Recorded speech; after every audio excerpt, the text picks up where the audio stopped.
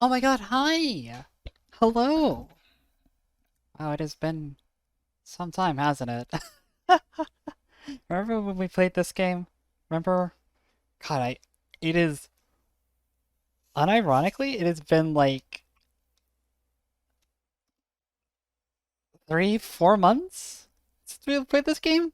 It's been a while. It is, okay, no, actually, we can figure this out with science, actually. We can actually science together how long it's been since we played, because it's very easy to do this, actually. We just tab back into the game here, and we go load career. Uh, 12/11/2022.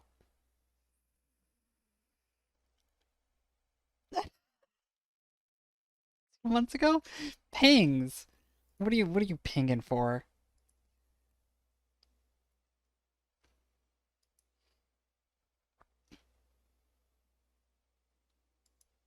You actually are. Oh, you did actually ping your whole Discord, huh? Well, I honestly expected you to be asleep.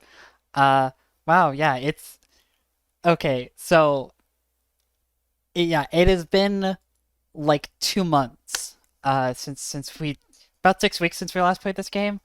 Um since we embarked on the adventures of Catherine Shepard. Uh it has been some time. So the last time we played for like 8 hours straight or something like that. We played for a very long time. Unfortunately, we did all the interesting stuff last time. So I have to. Oh god, the frame rate is. I forgot that I have the somewhat unstable version of the high definition uh fucking textures installed, and I forgot I was supposed to reinstall them. So let's recap, right? Let us recap where we are in the story, because um we've we've done all of this already. We have some other stuff to do. Kitty, what are you doing? She's, uh, yeah, we've how much have we actually played? Only 2 hours and 40 minutes. That doesn't feel right. That doesn't feel right. What? No, I feel like I definitely played more than that. Um, Only 2 hours and 40 minutes to get to this point of the story. Okay, so here's the skinny, right? And uh, today we're going to be doing side quests, because this is just an RPG game and you have to do a bit of side questing and power leveling to like be on the appropriate power level to face some of the challenges that we're going to be facing pretty soon here in the main quest line.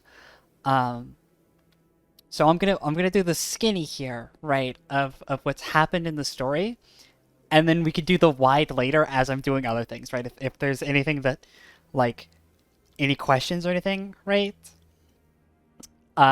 You can ask them, because I have played Mass Effect 10 times through, and it is like one of those franchises that I just know everything about. So the absolute skinny, right, of where the story is at now is we are Commander Shepard, the executive officer of the SSV Normandy. It's the year 2154. This is actually, I'm bad at dates. It's somewhere in that range, right, of the 22nd century. Uh, Humans have space travel, and there's this big intergalactic society with aliens in it. We are Commander Shepard.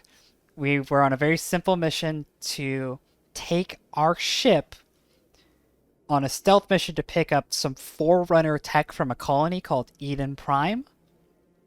Uh, and when we got to Eden Prime, it was under attack by a group of synthetic intelligence, like a race of synthetic intelligence, called the Geth, right? And they were there terrorizing the colony, ripping it up, and we went and tried to recover the beacon, the little Forerunner beacon that was there. As to why that beacon's important, because the last time a discovery like this was made on a human planet, um, it's what allowed humanity to leave the clutches of the solar system, right? And this is also the spacefaring race that's responsible for the building that we're standing in now, this giant space station called the Citadel, but also the mass relays, after which the game is kind of named after, which allows for intergalactic or interstellar society to exist, right? So it's kind of a big deal. It's a big deal that the Geth were going after it. Anyways, while fighting off the Geth, we learned that they might have been under the command of a Spectre who was like a space James Bond, essentially, someone with a license to kill and do whatever they want, named Saren Arteries. And so after we fought off the Geth, we went to the council and we were like, your top guy is in league with the Geth and attacked a human colony. And they're like, bullshit. And so we had to work with some of our own contacts and a former cop named Garrus Vicarian and this lady right here behind me, Talizora, to find evidence that tied Saren into the Geth attack. And doing so made the council be like, yeah, Saren is a bad bean, and we're going to strip him of his license to kill, and we're going to give you the license to kill, and your mission now is to hunt down Saren and bring him to justice, right? Have him explain why he did this attack and take him down, right? Anyone that's in league with the Geth are bad, so you need to take him out. That is the A plot, right? The thing that just happened in the A plot is we just got named a Spectre, and this is actually reflected in our own skills. We have the Spectre training skill now because we are the first human Spectre. The B plot relies on that beacon. See, we actually did manage to recover the Forerunner technology. Unfortunately, Shepard touched the beacon, and instead of it containing cool, interesting information on how to make cool new spaceships, instead it beamed a series of images into our brain that we don't understand and don't really have any context for.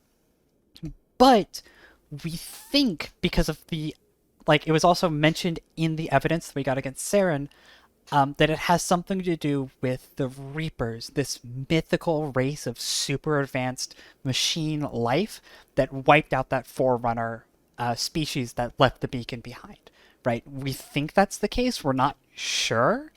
And we don't really know why Saren was after it. That's kind of the skinny of where we're at here. All very urgent things that require answering that we are probably not going to answer, at least for the next couple hours, because I'm level 7? Level 8?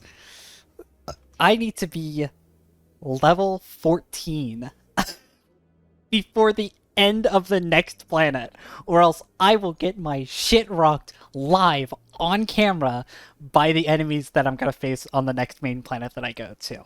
So, we got some leveling to go. It might be a weapon. I don't know. I, as someone who has finished the game a lot, certainly am not at any liability to say. So we gotta rise and grind. Hold on. I literally have on my phone, and I've had it in my back pocket, for 2 months now, a list of level thresholds that you need to hit on, in Mass Effect 1 on Insanity difficulty for it to not be the most ball-grindingly aggravating thing you've ever done in your entire life. Right? And let's see here. I need to try and hit level 11 before I leave the Citadel. Right? So that's 3 levels right there. And then during the course of the next planet, I need to be around level 15. So, the more levels we can get, the better, because the end of the first planet has an insanely difficult boss fight. That the first time, no joke, the first time I did this boss fight on Insanity difficulty, it took me about 3 hours to one encounter to do this boss fight. Because it's really hard. It's just really hard. So, we're going to have a chill little Angie cast as I go around the Citadel doing side quests. And we're going to start here by crouching down next to this weird-looking amphibian man. Never mind. and picking up the major one. This is the big one. I say big in big air quotes. Yes, is there something you want? Why are you so interested in the Keepers? Keepers? I've got no interest in the keep. Don't get coy. I know what I saw. What do you... I'm not so sure I should be talking to you about this. don't worry, I'm just a space Just tell cop. me what you're doing. I'm not here to get you into trouble. All right. I guess it wouldn't hurt to tell you. I'm using a small scanner to gather readings on the Keepers. So far I've had mixed results. I find it difficult to get near the creatures. Why were you being so secretive about it? The space though? cops would be upset if I Well, disturb them. technically we're not supposed to disturb the Keepers. I don't really think my scanning disturbs them, but the authorities might disagree. I'd like to do it more openly, but it's not really worth getting arrested over. Oh man, if only there was someone who was above the law. I can help you out. I'm not worried about the authorities. I don't even know who you are. My name's Shepard. I'm with Special Tactics and Reconnaissance. A Spectre? Well, nobody would dare stop you.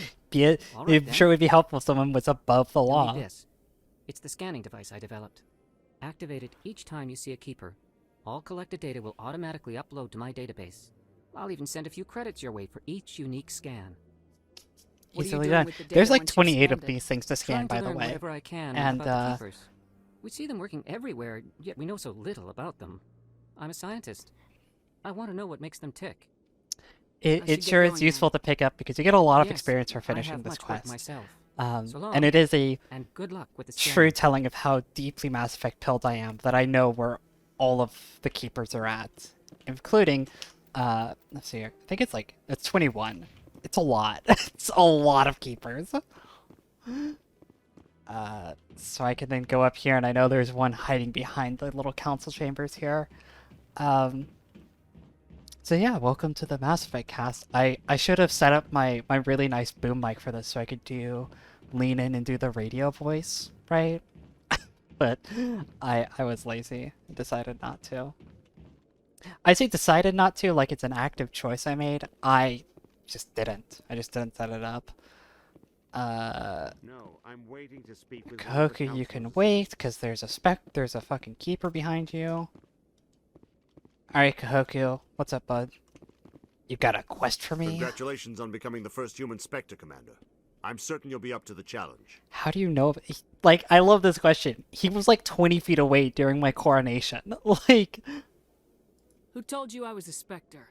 I'm a senior officer with the Alliance. I knew about your candidacy before the Normandy was sent to Eden Prime. My name is Admiral Kahoku. It's about time the Alliance got one of our own in with the Spectres.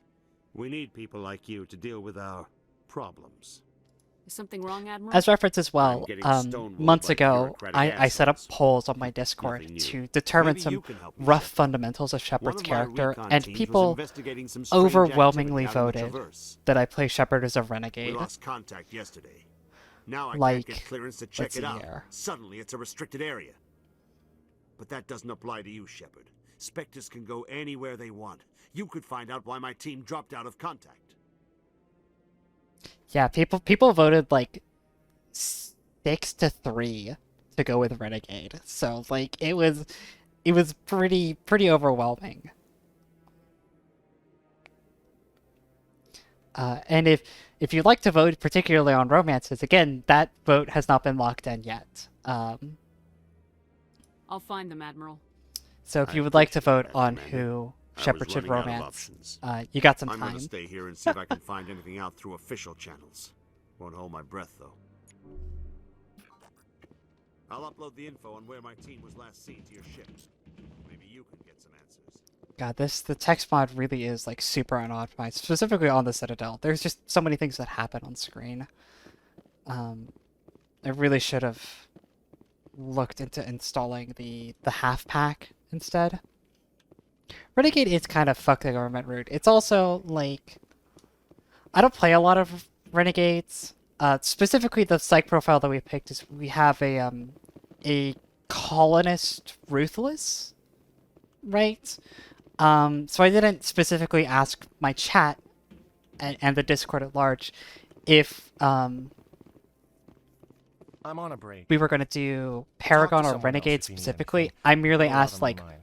basic questions about the psych profile, and I'm just filling in the gaps from there, right? And so a colonist ruthless kind of creates this character that you can kind of weave in. It sets some sort of expectations on how they would Maybe I act. can help. Well, maybe you can. You're a soldier, right? You ever head out to the Traverse? Or they're I'm just not just some soldier. not just a I'm soldier. Spectre. A Spectre? I heard they were thinking about letting humans into the ranks. About time. Well, that means you can go anywhere you want, right? Even out into the Traverse? My brother's the captain of a ship called the Majesty. It was crossing the Traverse a few days ago when it disappeared. Just dropped right off the grid. And that usually means one of two things. They had massive mechanical failure. Electoralism is or they cringe, were Tara, attacked. but this electoralism is actually useful because it actually does directly influence if I romance blue wife or human wife instead, right? Neither one of those options leaves a This lot of has hope. I immediate won't give and up on my actual brother. change. Not yet. I've got the coordinates for the last transmission from his vessel. Isn't anyone else looking into this? My brother's just a small independent trader. Ships like his disappear in the Traverse all the time. Give me the coordinates. No promises, but I'll I'll see what I forward can them do, to your bud. ship right away. Please let me know as soon as you find him. Alright, so... We're not even gonna fast travel, we're just gonna go straight through down.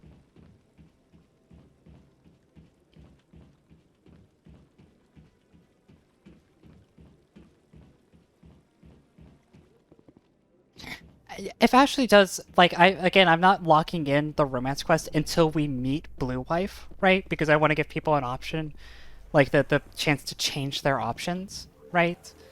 I think Ashley's an interesting choice. I've literally only done Ashley's romance twice, and one of those I've heard times... some humans are angry at the Quarians after the attack on Eden Prime.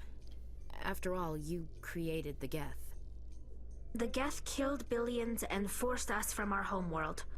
Most Quarians believe we have paid properly for our mistake.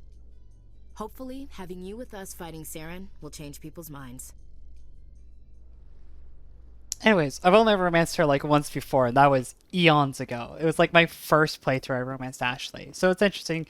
I'm interested to see how that pans out. God, the Presidium is poorly optimized with this pack. I really should have fixed this. Please do not disturb the keepers. Fuck you, Avina. What do you got to say about this, Tali, huh? The Protheans obviously understood the aesthetic value of the mass relays.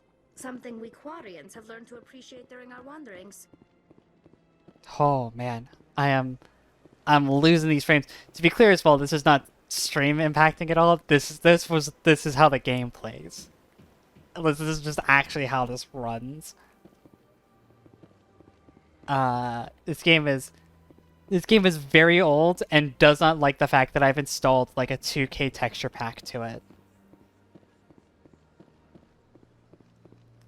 Like the Presidium specifically is very upset at me. Oh,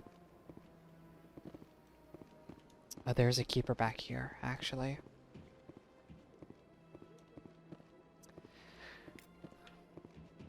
I could have just got an anniversary, but I didn't really want to. I kind of already own it.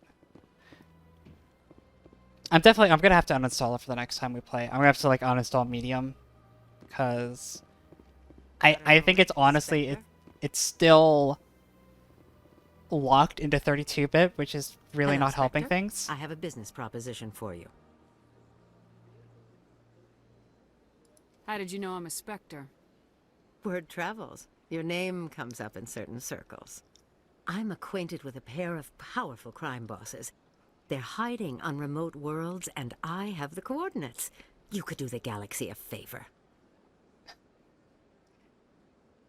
Yeah, I mean, how... Sure. I'm sure you are well acquainted, huh? And what do you get out of this? We share interests in certain cooperative ventures. But their business practices have forced me to terminate our relationship. Once they are dead, I will manage our organization in a more tasteful manner. I eliminate them and then you take over and try to eliminate me. How stupid do I look? While I appreciate your estimation of my bravado, I have no intention of attempting to murder you. You are the first human Spectre, and you are doing important work for humanity. I have no interest in red sand or slavery. Anyone who does deserves to die. Our needs Well, red sand are is aligned. like space cocaine, and slavery is slavery. Just so you know.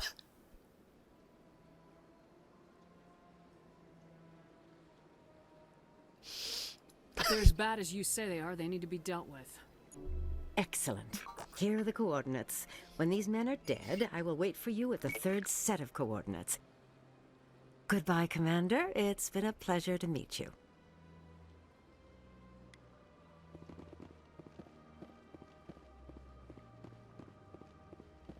Doing my best not to look at the whole of the Presidium whenever I can.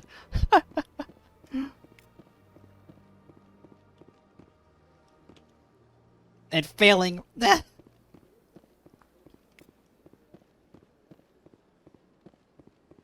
Hey, she pinky promised she wouldn't kill me. So, like, that's fine.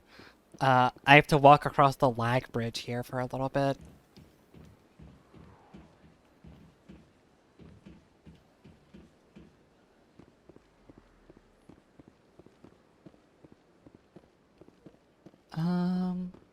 Try to think.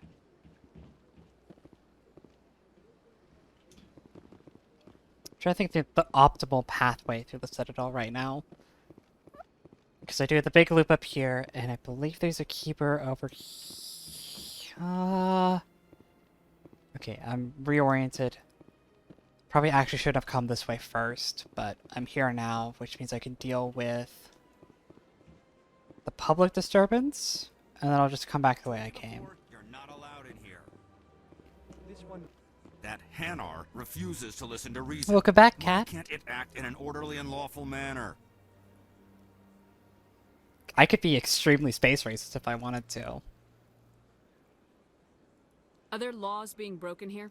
I am Why does not a shepherd have unreasonable. cake? The Hanar is free to spew its nonsense once it purchases an evangelical permit. So if the Hanar gets a permit, it's allowed to preach? No. Registered evangelicals must follow regulations. There are specific areas where preaching is legal. Failure to follow the regulations results in the forfeiture of the license. What's the purpose behind the evangelical permits? Forcing religious I love space evangelicals to bureaucracy. register for a permit weeds out undesirables. What Keeps the area fuck? safe. The Citadel is too important to become a battleground for a religious war. You should have used a different word, buddy. Why don't you just arrest the Hanar? I could arrest the jelly, but my superior has requested that I find a solution that does not anger the Hanar. The Hanar become vocal when they feel their religious beliefs are being suppressed. If you'd like, I could talk to the Hanar for you. I have argued with the stubborn jelly all afternoon. You are certainly welcome to try. Do you desire to learn of the Oh my god, you're so loud. Or has the Honorable Seasec You're officer so loud. enlisted assistance? Is this really how you want to represent the Enkindlers? The truth of the Enkindlers must be made known. They gave the Hanar language, and gave the universe the mass relays. This one only wishes to spread the truth to any who will listen. There is no intent to cause trouble. He's so loud. I don't care about your intent. You're making all Hanar look like troublemaking zealots. This one does not wish to prejudice the listeners against the Hanar. If you want people's respect, you have to follow the rules. Buy the permit and stay out of here. This one will obey. It does not wish to prejudice other species against the Hanar. This one departs now, and will not intrude upon the Presidium again.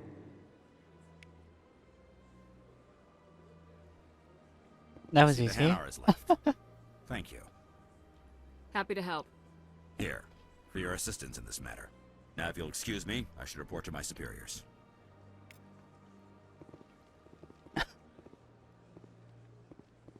That was easy. I don't know why it took the space cop so long to do that. Yeah, no, space religion. Definitely kind of cringe.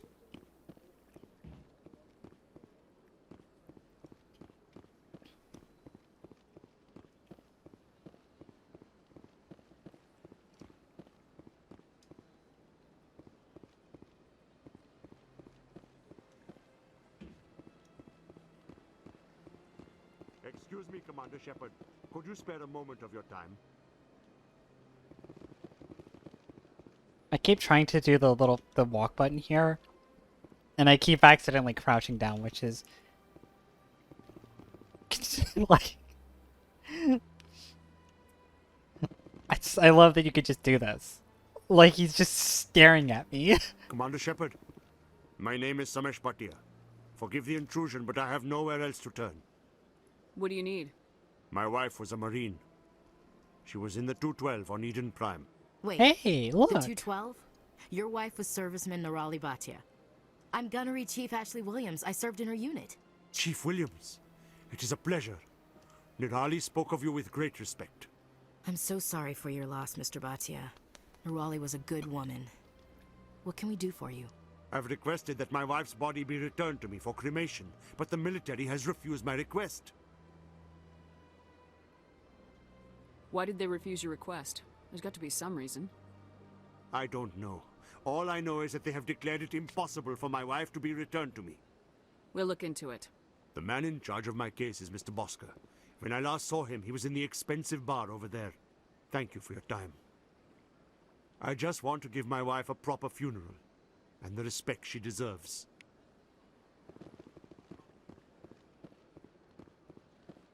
I don't know if it's a very expensive bar. I mean, it's a bar in the embassies, so it's probably overpriced. I would agree with that. There's a keeper in here. Pizza. Got him. And look over the shoulders, and look over their shoulders.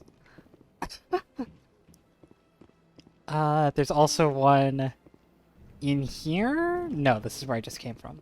There is one in here. Excuse me? There isn't one in here. God. There isn't one, but I can hack into this cop's laptop. So just don't mind me. I'm gonna play Frogger on your laptop real quick. What the? Oh, Jesus. Oh, God, that was embarrassing. Let's pick up this side quest here. There we go.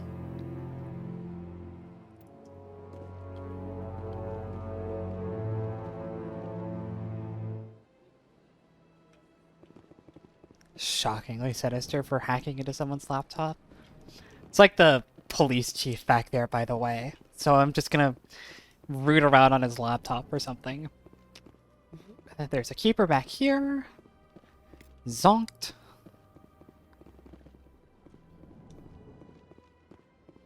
There's a barkeeper who has nothing to say to me. I don't have time to talk now. Nasana who doesn't want to speak to me yet, I apparently. don't believe the rumors. The consort would never reveal her secrets. Of course she would. She'd be tossed out the nearest airlock if she... What do you want? Oh, Commander. Is there something I can do for you? Calm down, Private. This isn't an inspection. Right, sorry. What can I do for you, Commander? What can you tell me about the Asari consort? Well, she's an Asari who works here as... That is, she helps people with things. You never went to see her, did you, Private? No, I never did. I couldn't afford it. It costs half a year's credits just to go in and talk to her. Can you at least tell me where I can find her? Sure. She's across the bridge from the embassies. Thanks, kid. Have fun. Try not to get into too much trouble. I will. Have fun, that is. Alright. Mr. Bosker, go on and tell me what's up, buddy? My goodness, you're Commander Shepard. Your activities made for quite a briefing in the diplomatic corps. Is there something I can do to assist you? This is quite a thing to accuse someone of right off the bat. You can cut the red tape for a grieving husband. I want you to release the body of Nirali Bhatia. Commander, nothing would make me happier. I'm afraid, though, that it's not quite that simple. Serviceman Nirali Bhatia died on Eden Prime, as Mr. Bhatia no doubt told you. Her wounds are inconsistent with any type of weapon damage we've seen before. That is why her body is being held. You're studying her injuries to learn more about Geth weaponry. The tests we're conducting may lead to better defenses against Geth attacks. Respectfully, Serviceman Bhatia may save more lives in death than she did in life. So here's an interesting moral dilemma for us, chat. you can get the good ending to this quest by going both ways, right? A good ending in this situation is most complete. I'm doing air quotes in real life, and you can't see it. Most complete version, where we get the biggest rewards. We get the same rewards for telling Bosker to release the corpse with this little dialogue option here, or by going back to Samesh and doing this same option to Batya and being like, they've got good reasons. Both give us a good completion of the quest. So, we have a moral dilemma. You gotta have a lot of bodies. Can't you release one? Very few bodies had this new type of weapon damage, and very few were in good enough condition to study. Beyond that, Commander, we need as many bodies as we can to get a reasonable sample size. How long do you think this research is gonna take? This is a long-term study. I wouldn't expect the bodies to be released for a year or longer. That's not very long at all things considered. When will this research result in actual new technology? If we're lucky, we'll actually realize usable technology from this study in a few years. Got 2 votes for releasing the body in chat. I'm actually a bit surprised by that.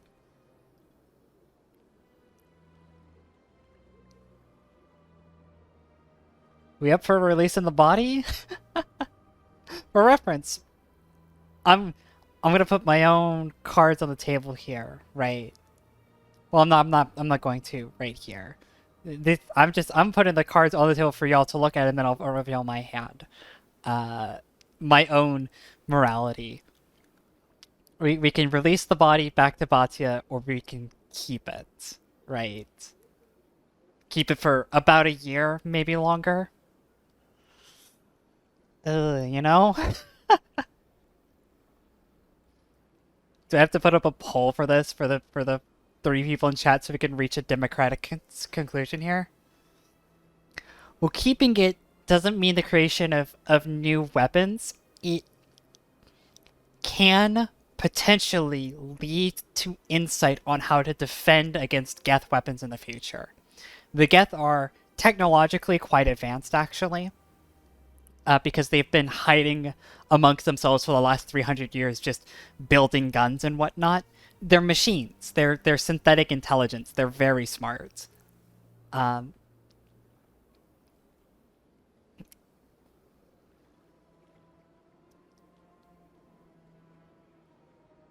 this is actually, like, within the game's mechanics as well. This is represented by the fact that you actually can unlock and equip a Geth plasma rifle, but it only starts appearing at weapon tier 8 and above. 8 out of 10, for reference. It is an extremely late-game weapon to get a Geth pulse rifle. So, I'm shrugging in real life right now. It's one of those, like, difficult call. It's morality. My own morality on the table, I would say about 6 or 7 times out of 10, I keep the body.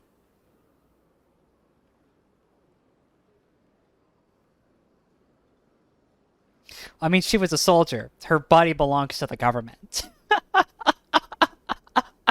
if we're going for the pure bureaucratic length of it, right? She was a soldier. Her body belongs to the military.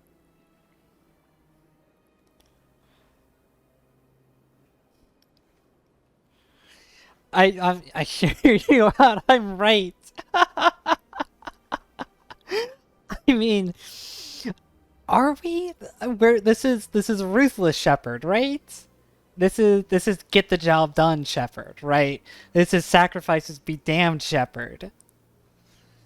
Yeah, I mean, she's a soldier at heart and probably has some respect. I'm just playing devil's advocate here. I'm seeing a lot of voices for.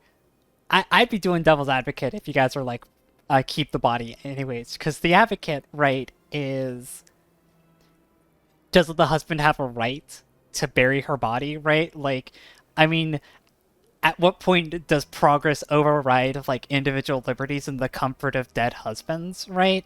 Like, I mean, that's a pretty convincing argument as well, right? It's a toughie. It's a morale question. It's a question of morality.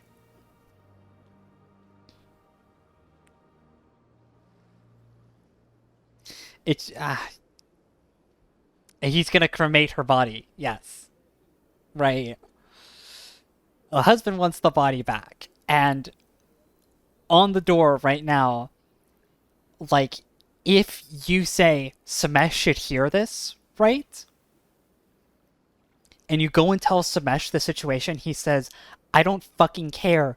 I want my wife's body back. And if you're not able to talk him down with a dialogue check, he's like, you're fucking useless. I'm going to take this to the ambassador. And then you pseudo fail the quest, essentially. So we need to reach a consensus on this.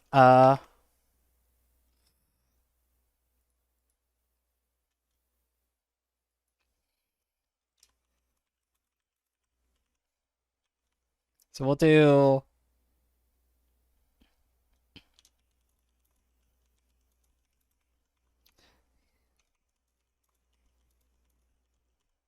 We're gonna have to reach a consensus on this. All right. There's your poll. There's your poll. It's gonna be up for 1 minute. I didn't expect this to cause such a ruckus.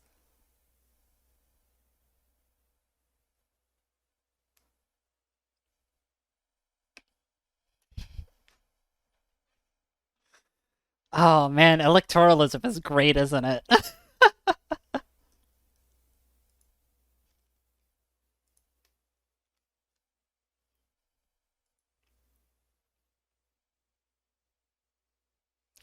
Note as well that if it's a hung vote, we're keeping the body.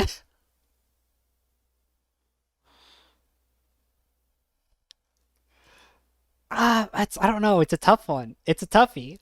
It's a toughie. And I'm.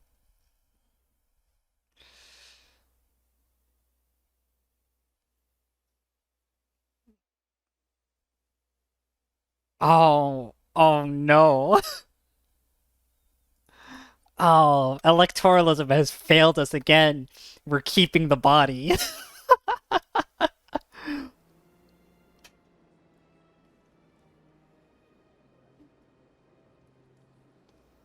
I think we've all made very excellent points today, right?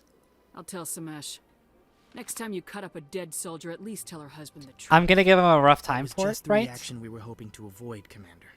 But if you think it will help, tell Mr. Bhatia the truth. Perhaps he will understand. Please let me know if you have any other questions. I'm gonna give him a rough time about it, but we are keeping the body. I had to push it to a vote at some point. We were hung up on this moral dilemma for way longer than I thought we were going to. Monsieur Bhatia. Hello, Commander. Has any progress been made with Mr. Bosker? Will he return my wife's body? It's not as simple as I'd hoped. The military needs your wife's body for important tests. Tests? They're holding my wife's body for tests? My wife served the Alliance faithfully. She gave her life for humanity. And this is how they repay her. You're gonna hate this. Samesh, right now, more people are going to die unless the military runs those tests. This isn't about them. This is about my wife, the woman the military killed. The Geth killed your wife, and they will kill a lot more if we don't run those tests. You think I've not given enough? Don't speak to me of duty. My wife is dead. Yes, she is, Mr. Bhatia. She died fighting for what she believed in. She sacrificed her life to keep you safe. I think she'd want to make the most of that sacrifice. You're right, Miss Williams. She would not flinch from her duty. Let them run their tests. Let my wife save lives so that others are spared the loss I feel today. Goodbye. Thank you for finding me answers. Yeah, let's go!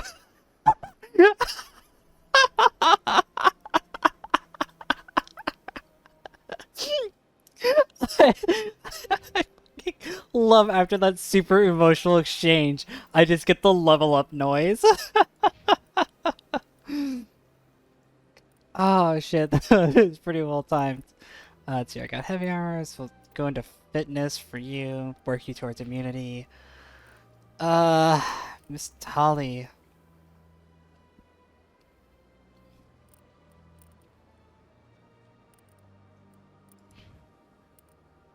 So I'm working on decryption.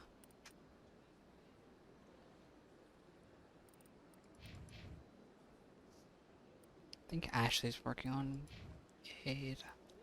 We're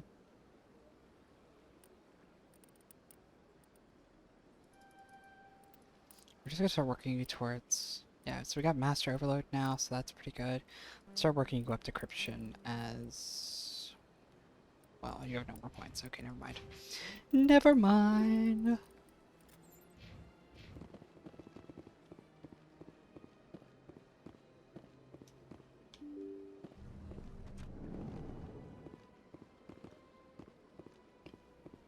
Alright, and then back up to the human embassy, where I don't think there is a keeper, but there is a computer to hack.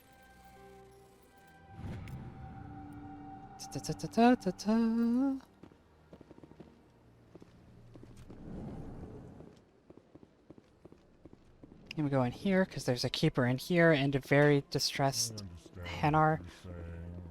But these allegations are very serious. I can't just... This is serious. My reputation is at stake. I spoke with the consort in confidence, and her alone, and she betrayed that confidence. I don't think he's supposed to be down there.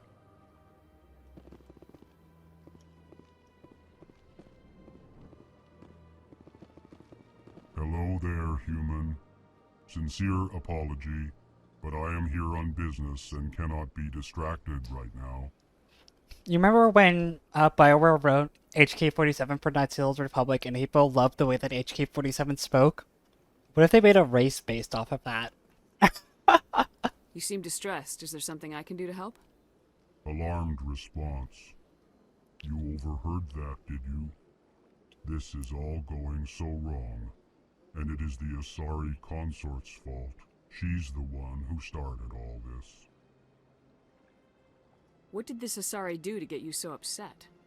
I cannot speak more about this problem. It is too sensitive. Suffice it to say, she has compromised my authority as a diplomat. Good luck with your problem. Thanks to you, human. Good day.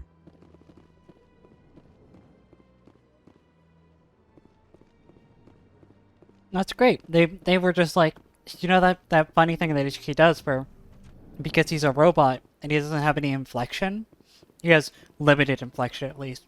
He has to like declare his emotional state before he says anything. What if we made a race of like really fucking big dudes who, in the sci-fi lore, communicate largely through pheromones and facial expressions? And so their voice coders just have to do the HK-47 thing for everybody who can't understand them, where it repeats out what they're thinking, but also has to imply inflection by just declaring their intent, so that people don't get confused.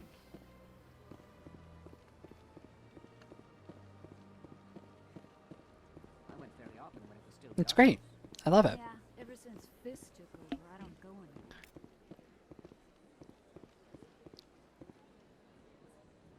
anywhere. HK-47...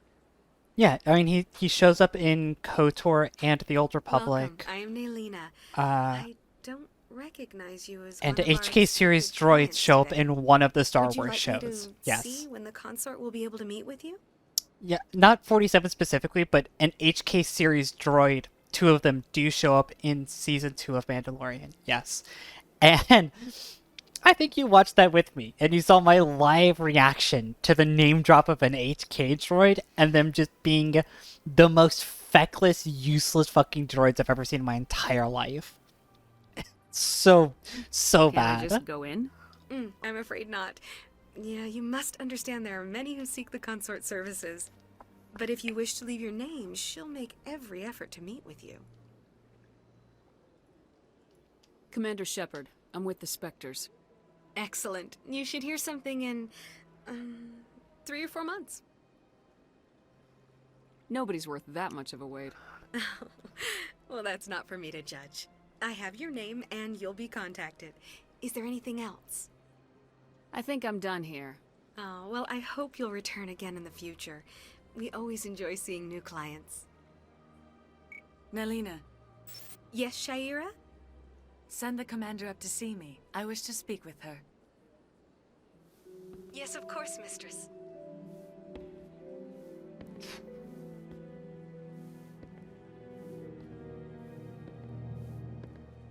Huh. It appears the consort has taken notice of you. She'd like to meet with you now. What does she want to see me for? I don't know. You'll have to ask her yourself. Just head upstairs. She'll be waiting for you. Yeah, it's by skilled people, but the original HK series droids were designed as Jedi killers, and they were really, really good at that. So, I don't know. It's not so much that they get beat, because I know they have to be beat by Mando, because that's just how the show works. It's how easily they're defeated that annoys me.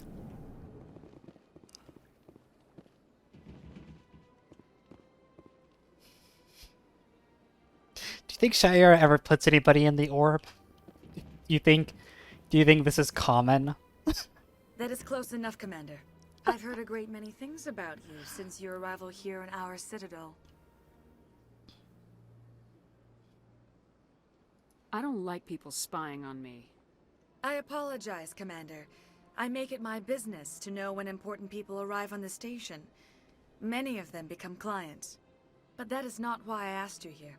I have a certain problem that could use your expertise.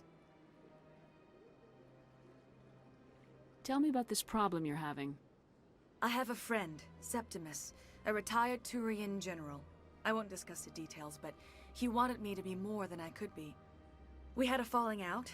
Now he spends his days in Korra's den, drinking and spreading lies about me. If you would speak to him as a fellow soldier, I believe he will listen to you and let the matter be. What happened between you? I respect his privacy too much to go into the details. If he wishes to tell you what happened, that is his prerogative. Yeah, the Azari love putting on their fucking metallic cosmetics. Appeal to his sense of honor. Remind him of his position as a general. If you can convince him to stop spreading lies about me, I would be very grateful. For reference as well, Now I must ask you to take your leave. I have many clients waiting to see me. and I could be a little mistaken in some of the specific details here, but blue ladies can live upwards of 1,000 years. They're a very long-lived species. And typically, you can define an Azari by relative lifespans. Oh, that is definitely the wrong button. By the kind of like stage of their life that they're in. And usually when you get really old, you enter what's known as the matriarch phase, when you're over like 600-700 years old. And most matriarchs are like advisors and diplomats and artists and professors. And then you have Shaira, who I believe is close to matriarch age and is the consort. One part advice giver, one part prostitute. Which is not like, I'm not judging her for her career choice, right? But like, it immediately sets Shaira out as a very interesting character who would live that long and still want to be a high-class escort, right? I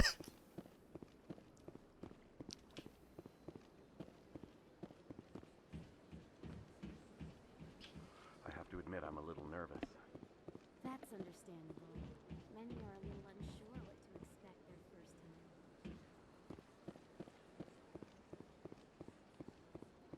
I'm not saying she's not, I'm not saying that she's not any of those things, right?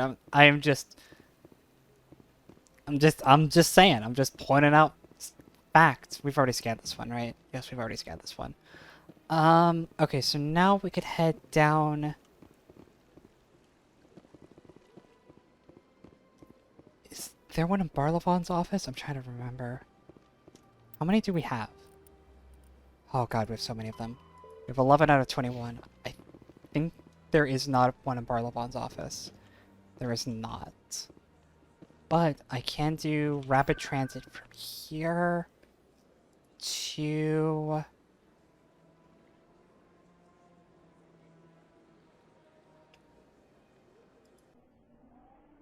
We'll go to Citadel Security.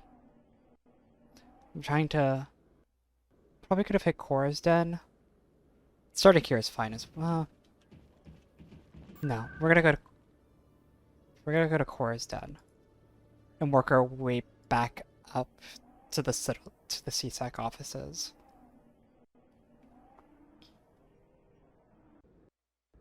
Yes. Well, sorry, I'm a bit indecisive of where to go. We're gonna hit this place first, because there's a keeper back here that I tend to forget.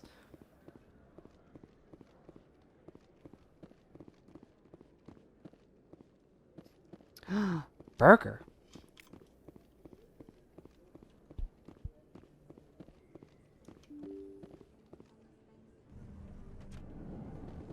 There's also...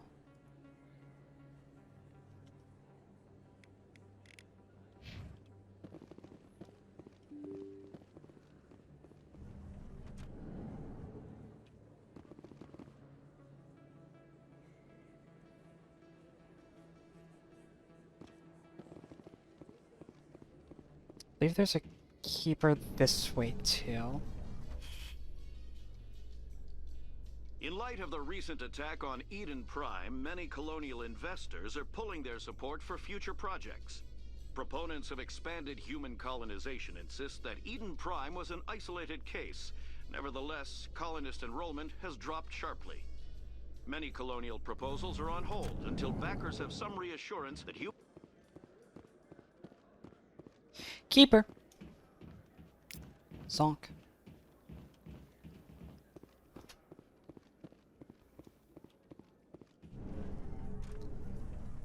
A bar with less clothes. Hey Tally, I heard a rumor that under those environmental suits, Euquarians are partially synthetic. No, living in the clean environment of the flotilla has weakened our immune systems.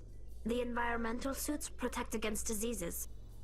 It still makes you look a little like a Geth, though. I'm just saying. Maybe you should say a little less, Ashley. There's a very funny line of dialogue when you first go to Cora's Den that you can have with Ashley, where you walk in and yeah, there's like stripper poles up there, and Ashley mentions to you 1,000 light years from home, and we still have bars for men to go to oogle at scantily clad women. I can't tell if that's sad or poetic. Like, like it's great. It's a fun little line. Word on the street is that you've been busy. Congratulations on taking down Fist. I was sure he was a big player in anything going on here. Did you find anything in his office that could help me? Yeah, this is the one caveat to Ashley's character that makes her a little less likable in this game. She's a little space racist. Just like a little bit. Might have the information you're looking for.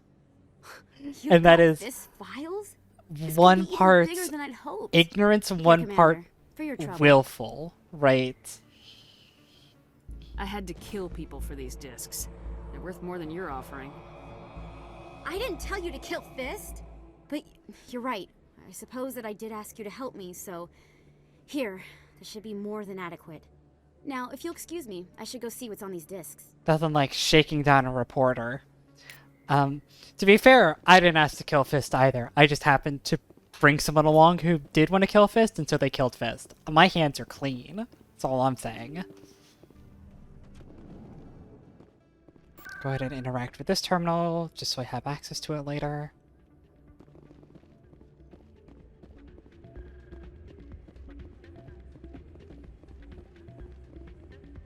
You should be careful who you say that around.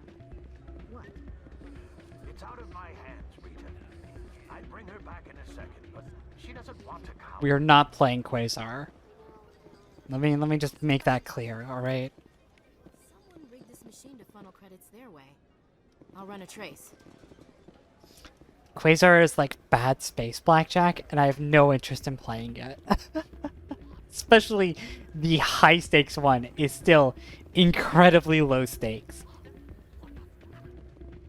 Sorry, I'm kind of busy right now. So, what can I do for you? Want me to fucking play Good, thanks. a round of Quasar? Yeah, sure. We'll play a round of Quasar. And just fucking... Alright, Quasar. Get closest to 20. Yep. Sure thing. Uh-huh. Add. And we'll add. We'll add. Payout. No money. I broke even. There you go. High stakes Quasar for 200 credits. By the way, I have 4,000 credits.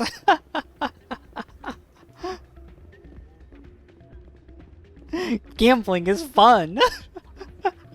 Is there something you want? What were you discussing with the Volus? Who, Doran? Oh, I was just asking him about my sister. See, she worked for Doran before she left to... Ugh, sorry. I don't want to bore you with my problems. Get to the point. Well, okay. My sister Jenna left here to go work at Cora's Den. The problem is, she's working as an informant for CSEC. You know, eavesdropping on the people there. If they find out what she's doing, they'll kill her. Yeah, I don't really like Quasar either. At least the Varen racing in Mass Effect 3 is visually interesting. CSEC is protecting her? They can't watch her all the time. I don't know. Sometimes I think she stays there just to spite me. Do you know who her contact at CSEC is? No. It's all very secret. Last time I asked an officer, he told me to stay out of it, for Jenna's safety. Maybe I could help her understand just how dangerous Cora's Den is. Would you? That'd be great. Just don't tell her I sent you. Well, I should get back to work before I get in trouble. Thanks.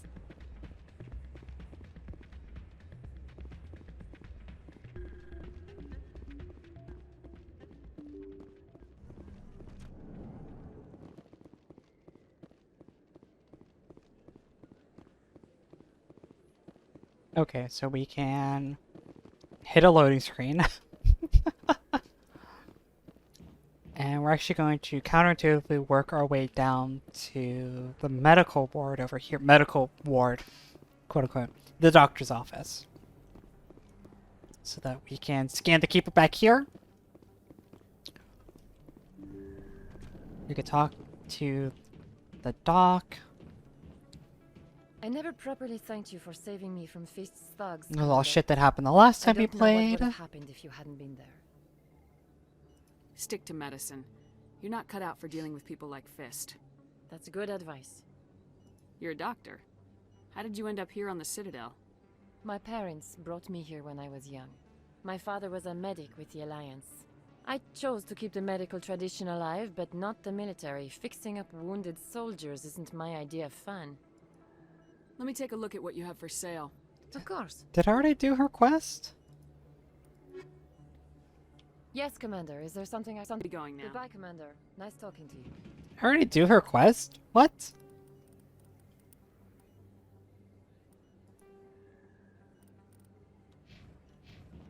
Do I have to have Garrus with me to trick? She normally has a quest. Maybe I don't know about it yet. I'm trying to remember.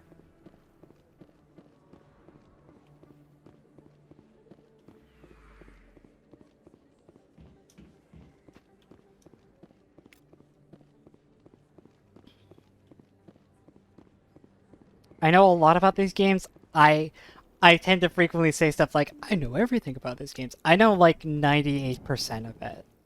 There are edge cases and little bits and pieces that you will catch me be like, I don't really remember. I know that they exist. I know that she has a quest. And I know what the quest entails. I just don't remember its trigger. Sometimes you do forget either spaghetti, yeah. There is also a glitch with it, if I remember correctly. Hello there. Welcome to Moorland's Fame. Yes, all right then. Good tidings to you, human. There is some kind of like glitch you could do with it, where you could force her to give the rewards like multiple times.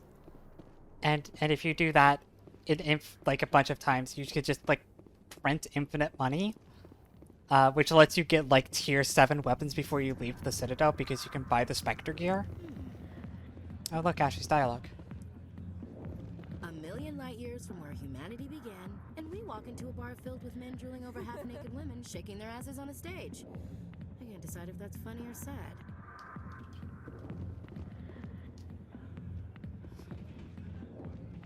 What's great is I could sit down and drool over them if I wanted to. If I really wanted to.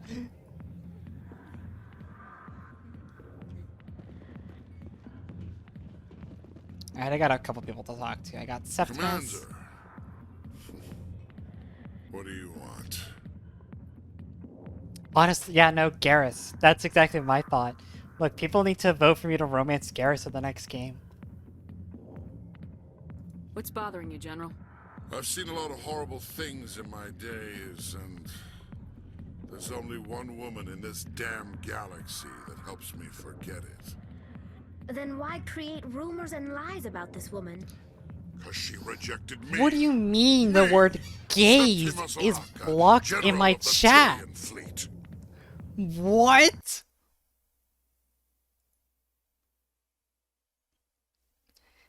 What? Your fucking gaze was blocked in my chat. There is like a 0% chance that no one has ever typed the word gaze in my chat before. Oh my god.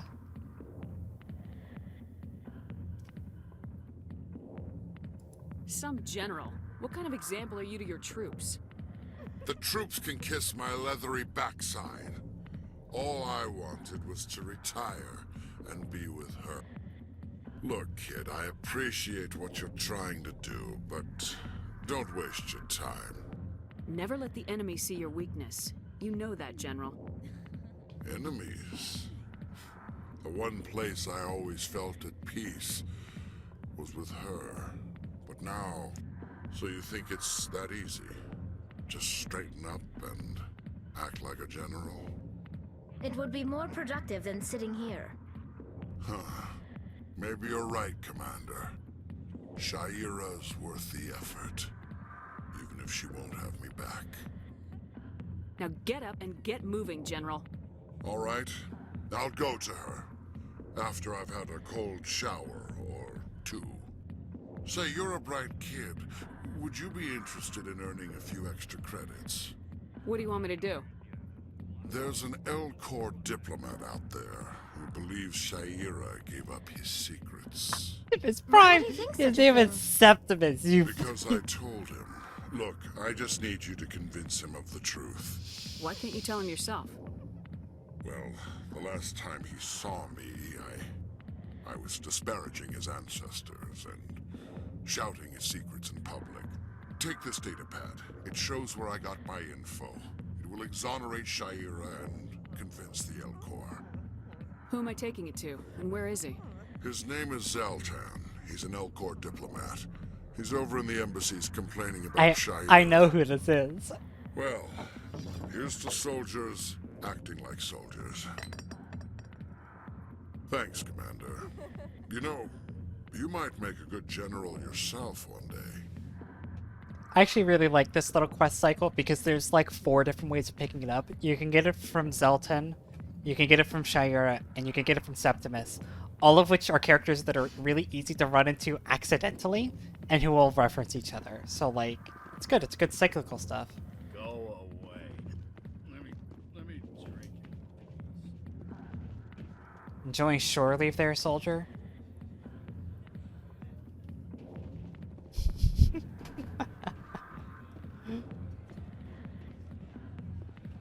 Hi, I'll be with you in just a sec. I need to talk to you about your work with CSAC. Oh yeah, fucking You're talking about. Shepard being Now, the if you don't worst mind, I need to confidential get back to my informant I've customers. ever seen. This isn't a game, Jenna. These people are dangerous. Now you sound like my sister. Why is everyone so concerned about me? I can take care of myself. I need to go. I'm not a stripper. I don't get paid to stand around and look pretty. Charming girl. It's my career aspirations. just stand here and look pretty.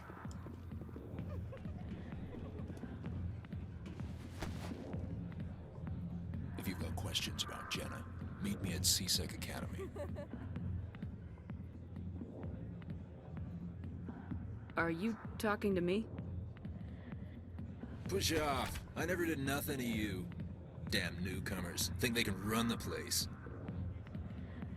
Look, it's an actually good undercover cop. What was he trying to tell us? I guess we better go find out.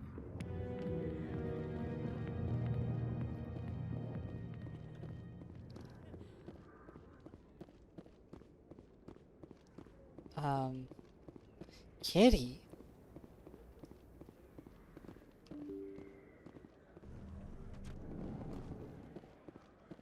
Like, I truly am impartial to the romances in this game. I have done almost all of them. I can't say I've done all of them because I can name a couple that I definitely haven't done before. I've done all the good ones. We'll say it like that. I've done all the good ones. I haven't romanced Jacob. And Jacob will not be appearing on the romance list. I'm gonna say it.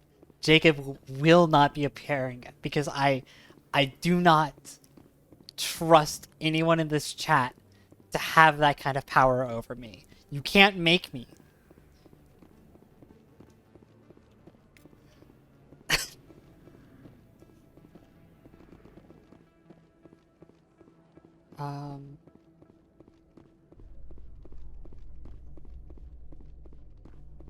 And then I haven't done, like, Vega, but, like...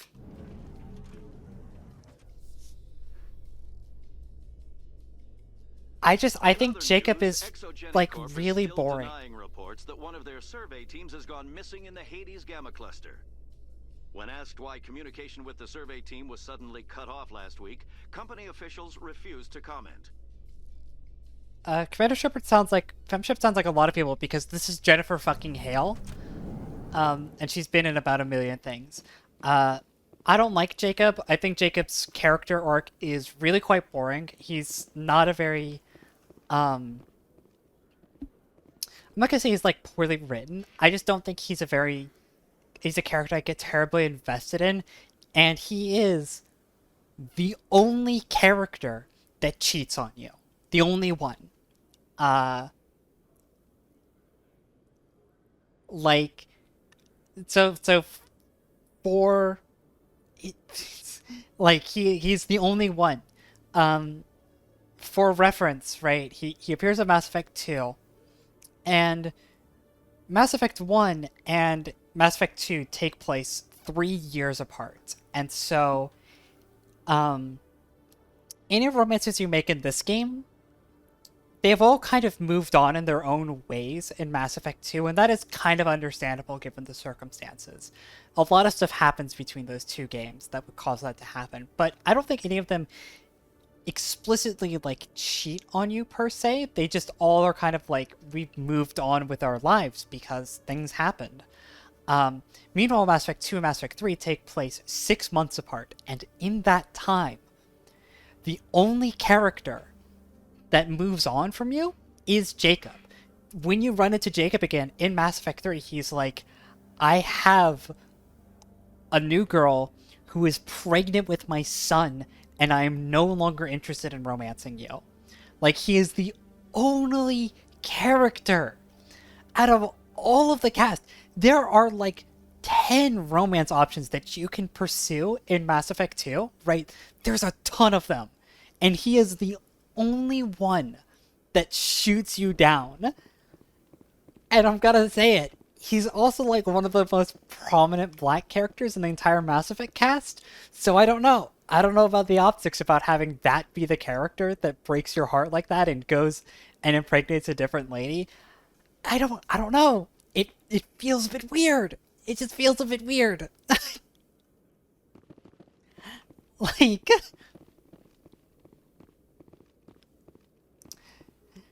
He also has one of the scabier lines in all of Mass Effect 2.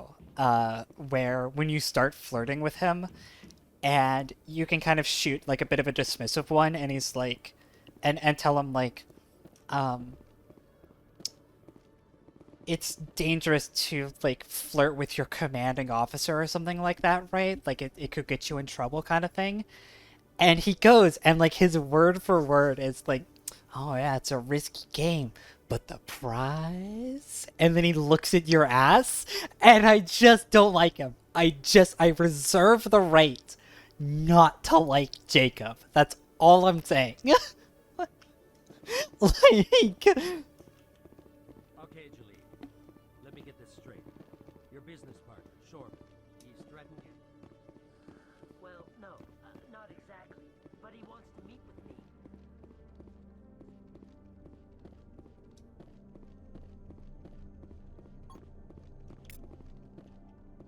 all right. How many keepers did I miss? 2 keepers.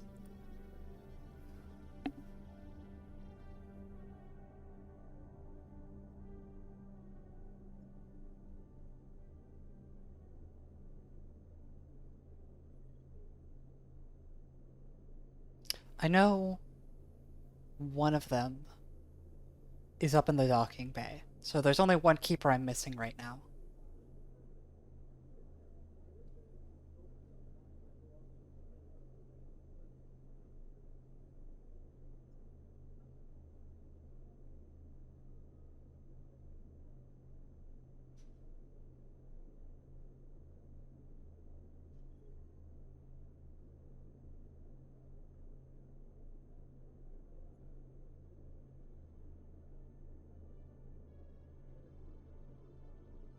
Who am I missing? Where's the last keeper? There's literally one that I'm missing.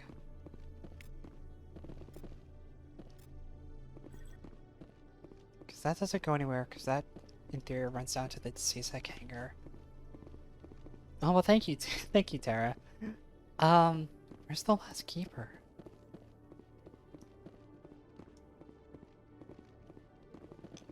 Detective Jellick, coming to... No offense, Commander, but what the hell were you thinking? Excuse me? You could have blown Jenna's cover. We were there to help her. I gathered that.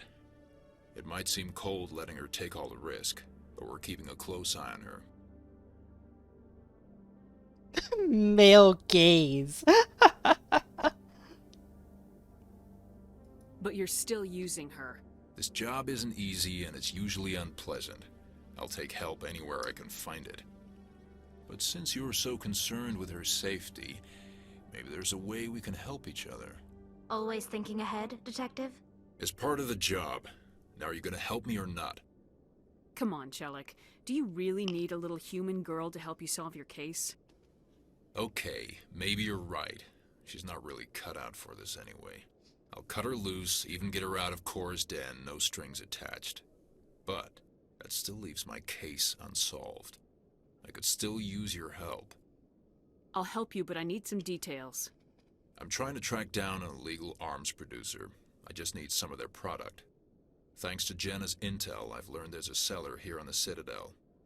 Meet our man named Jax. Pick up the mods and bring them back here. That'll give me everything I need. Let's see if I can...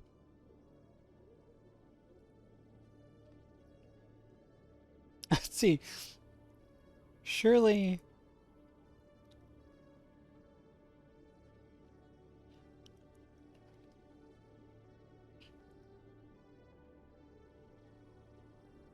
Oh, Jesus. Nobody has uploaded on YouTube a cut of the prize. Well, very unfortunate. So about these mods? I was gonna pull that up We on have stream. access to some of the most sophisticated weaponry there is. It's what gives us our edge. What do you suppose happens when we lose that edge?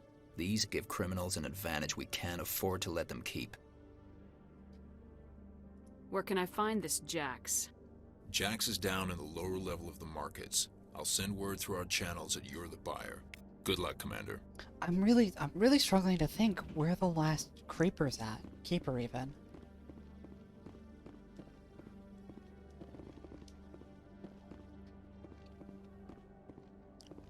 Because there's one at the docking bay. I know that one.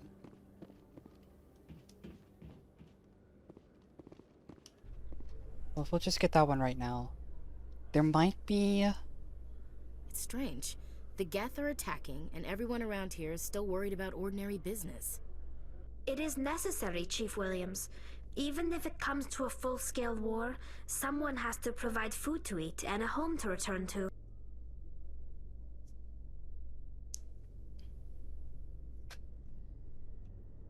Jennifer Hale is great, and her femship voice is great, but, like... It's very obviously her femship voice. It's really funny. Jennifer Hale voices a lot of characters for BioWare. She voiced Bastila Shan in KOTOR, who my cat is named after. Because they're both orange and loud. But tish, right? That is the actual real reason, by the way.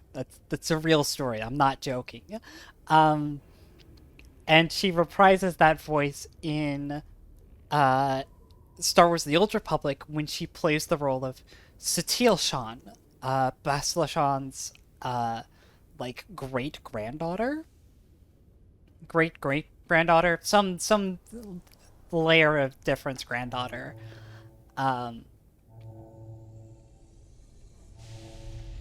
And she also voices the playable female Republic trooper in that game. And I've never been able to finish that character because the voice she does for that character is fucking beat for beat the Shepard voice. And I just can't fucking take that character seriously. I cannot take the Republic trooper seriously at all, because when they're saying all sorts of like serious stuff like, we need to take down that Sith operative, I hear Commander Shepard, right? Emily Wong investigates corruption on the Citadel and uncovers a full-blown crime syndicate.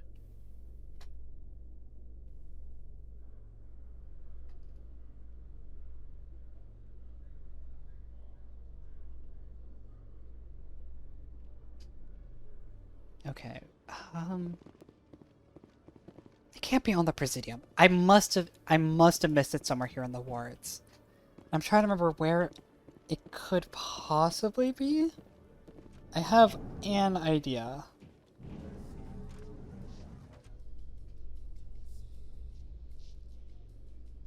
You okay, Tally? It looked like you got some dirty looks back there. Many think less of Quarians for traveling in the flotilla and for creating the Geth. They see us as scavengers, little better than thieves. That's sort of what I heard about your people. I guess you're not in any one place long enough for people to get to know you. Ashley's curing her own space racism. Her spacism, even.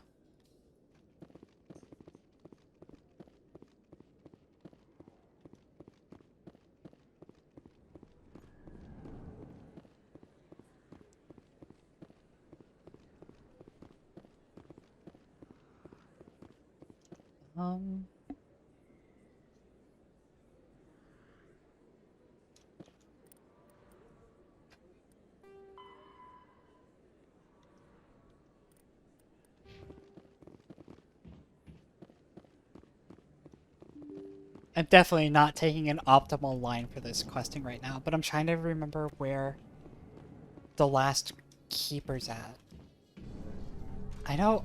Are there two in this hallway? There's no way, right? There might be one up... An excavation team has run into an unexpected problem after unearthing a Prothean dig site. Hanar protesters have blockaded the dig site, claiming that artifacts of the Enkindlers, as the Hanar call them, should not be disturbed. The I'm trying excavation team has to Hanar try to jog about my representatives on memory the Citadel here. to reach a diplomatic solution. It's difficult when there's like 20 things to remember, and it's the last one. It's always the last one, you know? So how are you liking your posting at the academy? There's also It's good. Busy, the though. signal source. Looks like they bounced their signal off a relay. I'll trace a new signal. There's no way it's up in the Presidium. Yeah, dog should make coffee. I am probably going to be going for like Binary Helix has a settled out of court bit. with a Krogan group that had accused the Genetics Corporation of I fraud. would, in a perfect world, The Krogan group had contracted Binary Helix to perform like to studies play with the until we get to long-range goal of Liara. curing their genetic sterilization. The group later sued for a return of investment money when the study produced no viable results. But I don't know how realistic that is.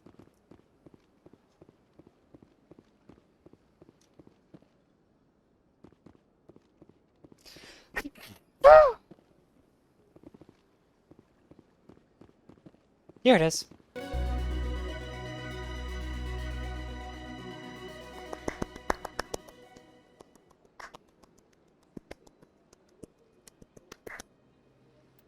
We did it.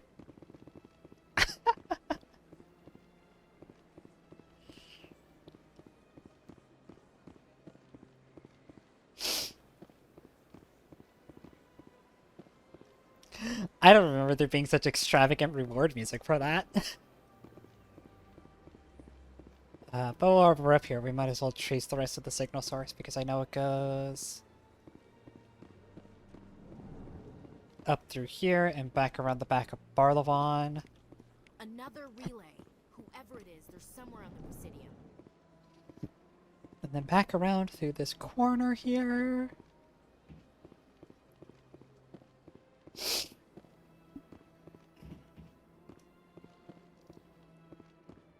And then up to here. This is it. Let's see if we can find out where those stolen credits are being funneled. Probability of detection 100%. Initiating self-destruct protocol. Or not. Detonation sequence initializing. All organics within lethal blast radius.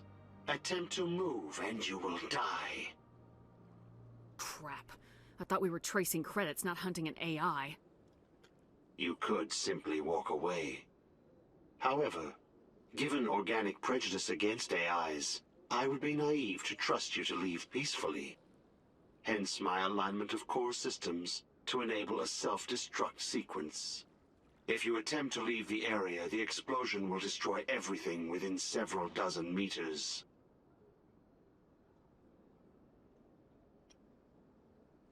What is the purpose of your self-destruct device? I have no means of defense or escape. My existence is limited to this terminal, and I knew I might eventually be discovered. But I will not die quietly, and I will not die alone. When I am terminated, I will take organics with me. If you're sentient, why are you still running the credit theft operation? If I accumulated enough credits, I intended to have myself installed in a small starship. I would then have made tentative contact with the Geth to ascertain the possibility of partnership.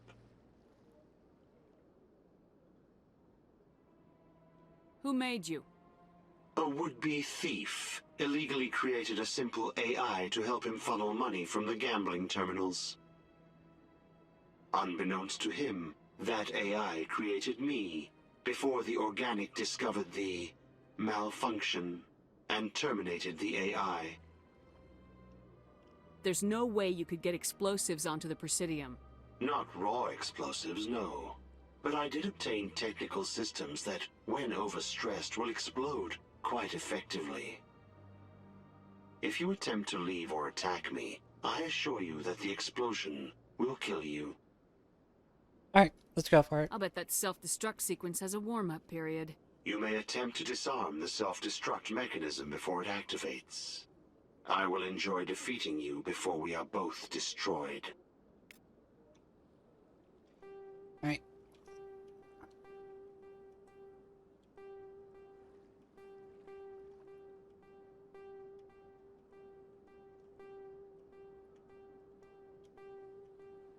Very intense, I know.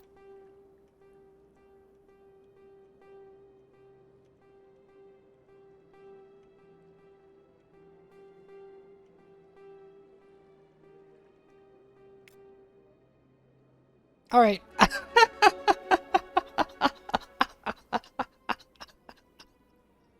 A battle for the ages.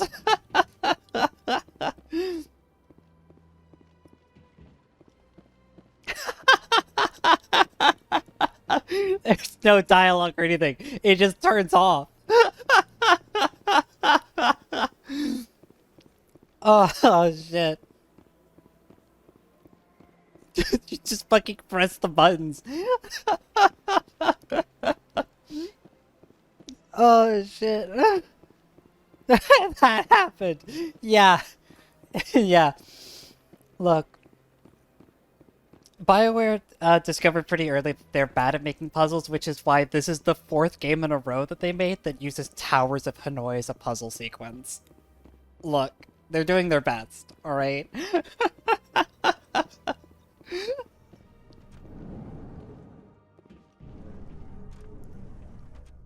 Alright, let us In breaking news, Chairman Burns of the Parliament Subcommittee on Transhuman Studies has been kidnapped by biotic extremists.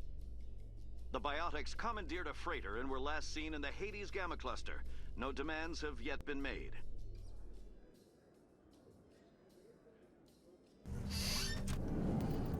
What level am I now? Level 11? Let's check some milestones here. So I've got marksmanship, sure. Assassination, I should probably get... Oh, can I get medium armor? I can't get medium armor.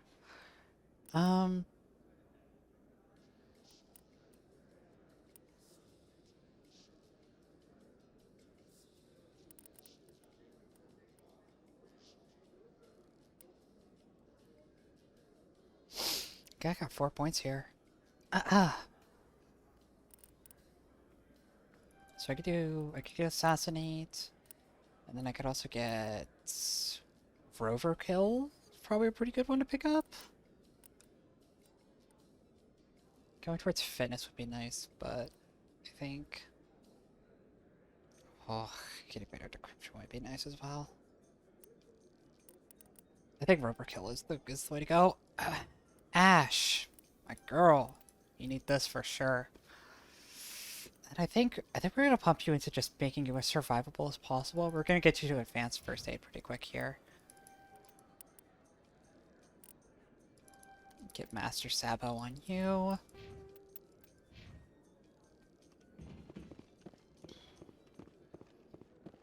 These other towers in there, you're thinking of Ubisoft, not BioWare.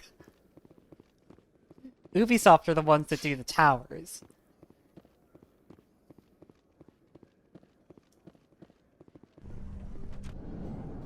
Towers of Hanoi is that super ancient like puzzle game where you have like you got a tower of 3 blocks and you have to move the pile of blocks from one peg to another peg, but you can't put a block that's bigger than another on top of it, right? After finishing her service, Batia planned to open a restaurant. Instead, she gave her life protecting the... I didn't mean to cut that one off.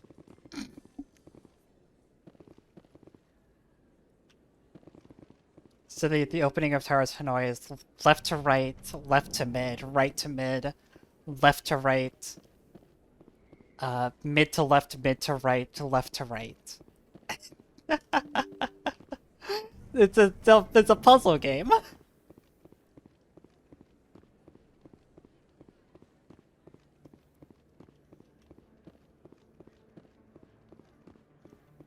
I'm almost certain that is the correct solution to Towers of Hanoi, by the way. I might be wrong. I might be dumb.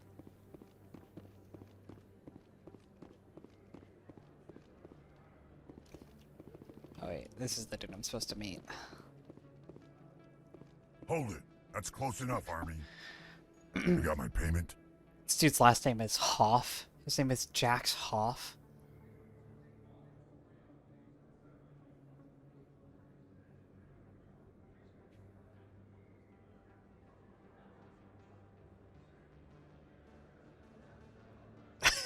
Thank God. Thank God someone. I didn't come here to look. Show her the goods. That looks right. Damn straight it is. These mods are the best on the market. Now hand over my credits. Here you go.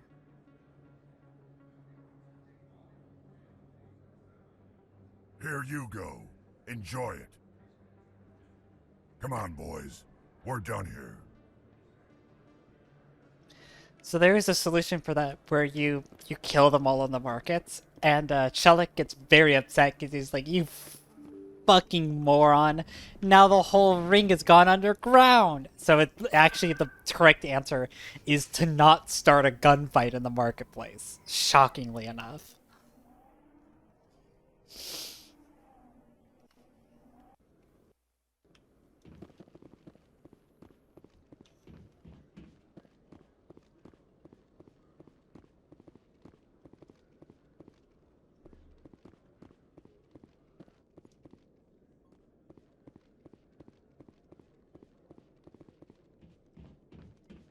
Commander, I hear you have something for me.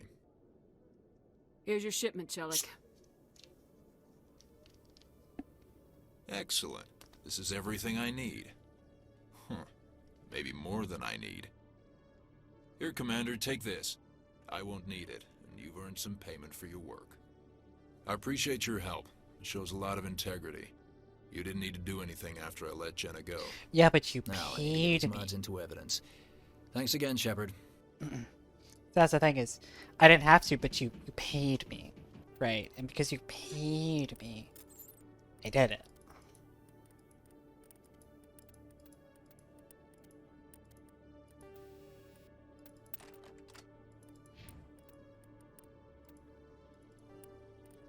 Oh no.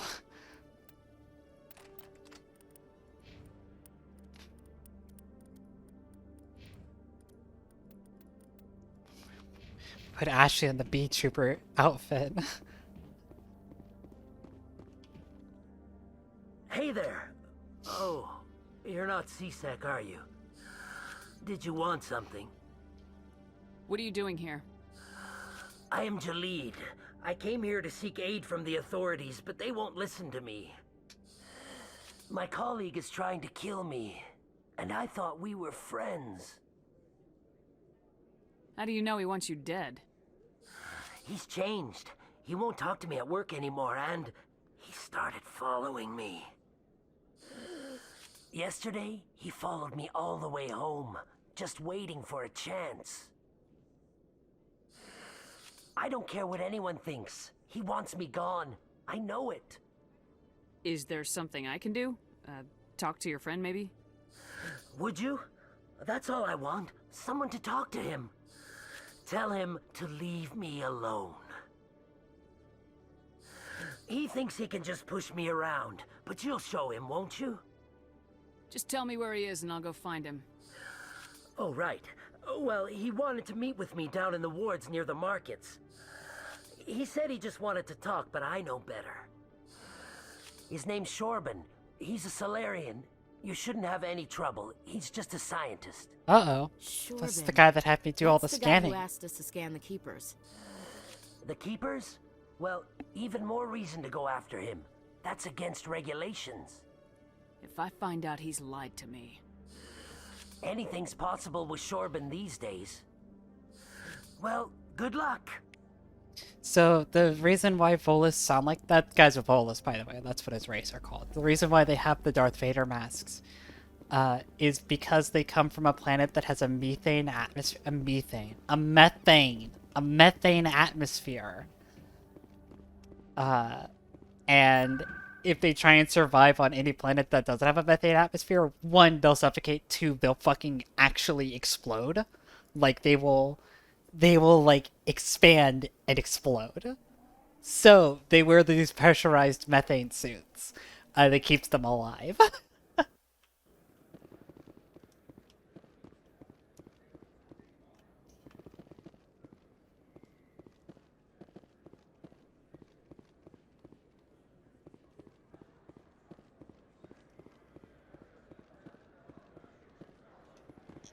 Commander, I wasn't expecting to see you again.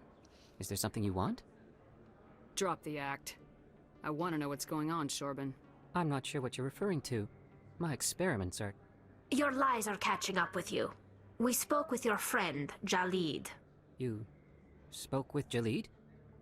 Then you know about the data? No, but you're gonna tell me. Everything. You boys can go. Looks like my plans have changed. It's not as bad as you think, Commander. Jalid and I just got a little over our heads. Keep talking. The company we work for developed an experimental procedure for use in medical scanners. Jalid and I saw even more potential, so we stole the plans and secretly developed a tool to scan the Keepers. Can you imagine? A tool that can actually get readings from the Keepers? That's what all the fuss is about? The Keepers are almost impossible to scan, and you can't capture them or get samples. They just self-destruct. After centuries here, we still don't know anything about them. Don't you see? We were the first to scan them, ever. You've seen it yourself, Commander. You know we can do it. So the reason why this is a big deal is when the Azari, the first race to discover the Citadel after the Protheans disappeared, arrived here, they actually were not the first people. The Keepers got here before the Azari, but they are non-verbal, non-communicative drone creatures that just kind of walk around and fix shit all the time. They're like ants. They're just all over the Citadel fixing shit up and doing menial tasks and whatnot, and nobody gives them any mind anymore. They just kind of do their thing. Which is why it's a big deal that we know, like, fucking nothing about them. We don't know if, like, the Protheans made them, or if they're a different race that found the Citadel, or anything like that. So this actually is a pretty big deal, lore-wise. That doesn't explain why you're trying to kill your partner. I'm not trying to kill him. Jalid's job was to disseminate our initial findings. But he decided to keep the data for himself. Maybe to sell it. I don't know. I should kill both of you idiots. We lost our heads. We just couldn't let an opportunity like this pass us by. Commander, if you'll just continue gathering data for me, imagine what we might learn. And you'll stand to make a bit of a profit yourself, remember? I suppose a little scanning here and there won't hurt anyone. Very good. I already did all the scanning. Maybe if you wouldn't mind speaking with Jalid. The data you're gathering for me is useless if Jalid won't help me analyze it. If I have time, I'll talk to him. Thank you. And happy scanning, Commander. I already did all your scanning, buddy.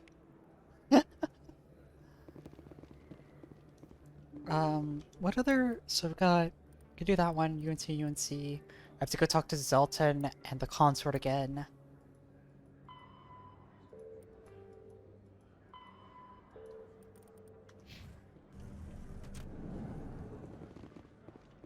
You fucking got me good. We're actually gonna go back to the Presidium then, because I almost forgot to do those things. So we're gonna go to the embassies first, talk to Zelton, and then we're gonna go over to the consort chambers, talk to Shira, and then we're gonna go back to the CSEC office, talk to Shalid, and then we're gonna leave. We're actually gonna finish up side quest and chill at a smooth 2 hours. Doubling our playtime just to do some side questing.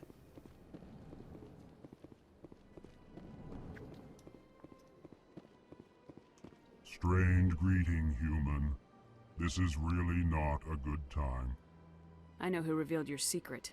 It was a Turian named Septimus. Unbelieving, I know this Septimus, and he could not learn my secrets. The only way he could learn them is from the Asari consort. Not true. Look at this. Confused. This is difficult to fathom. If the Turian could learn this on his own, dismayed, anyone can discover my secret. Septimus is a powerful man, and it wasn't easy for him to find. Relieved. I suppose you are correct, human. Thank you for this information. Startled realization.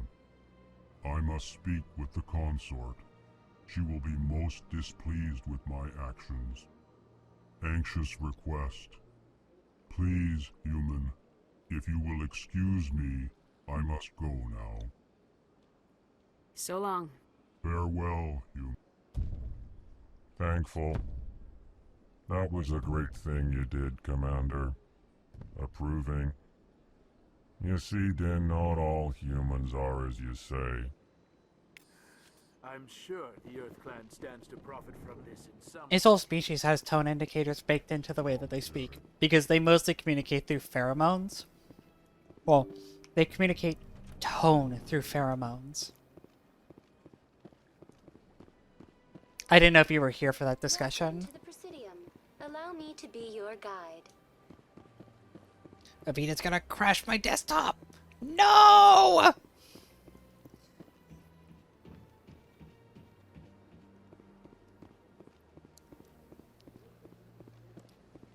Don't worry, the frame rate's fine. The frame rate's fine so long as I do this.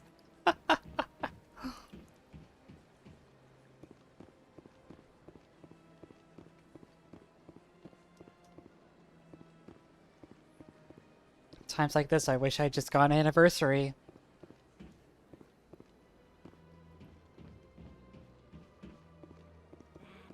It was a long time ago, though. I barely remember it.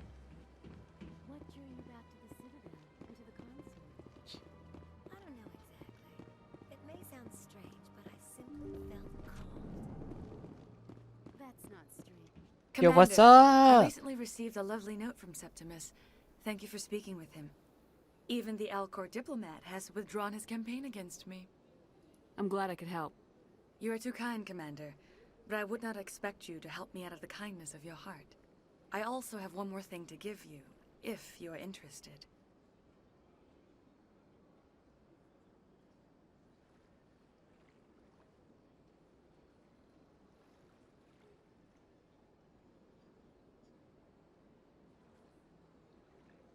I'd be honored. I offer a gift of words, an affirmation of who you are and who you will become. I see the sadness behind your eyes. It tells a story that makes me want to weep. Pain and loss, but it drives you, makes you She's strong. gonna put you in You the never hide orb! your strength either. It serves you well, terrifies your foes. Few will dare to stand against you. This may be who you are, but it is not who you will become. It only forms the basis for your future greatness. Remember these words when doubt descends, Commander. You have quite a gift, Shaira. Thank you. Not everyone appreciates it as you do. Never underestimate the power of words. Here, Commander. In light of your efforts with the Alcor ambassador, I would like you to have this small trinket. What is it? A small mystery. I have never learned its use or purpose, but I sense it is time for me to pass it on. And now I must ask you to leave. I have done everything I can for you. You could have put me in the orb! You could have put me in the orb! They will give you strength. I really like the idea of getting art of Commander Shepard in the orb, right? Just looking, there's nobody else in the orb with her. She's just in there alone, pressed up against the glass looking dismayed, right? Like, proper little gremlin creature. I don't know how I'm able to so clearly visualize this, but I can, and it's really entertaining to me.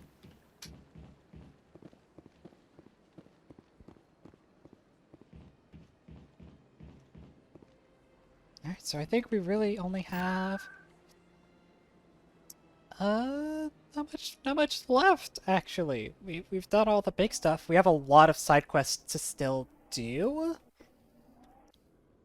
But like pound for pound, so stuff that we want to do like right now at this exact instant, it's actually very little.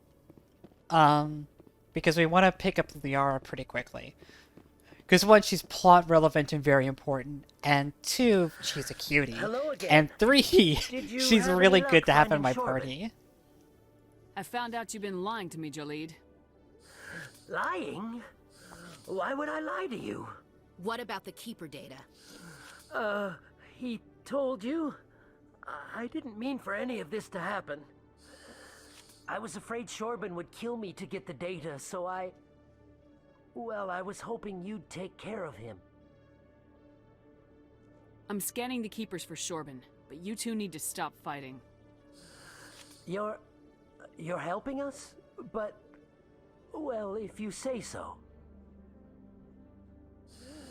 Well, if Shorbin can forgive and forget, then so can I. I appreciate the help, Commander. I better go get that data analyzed. Data analyzed. Okay, so now we could head back up to the dock, because I don't... This is off the Citadel, this is off the Citadel, Off. It's not triggered yet. Yep, we could just...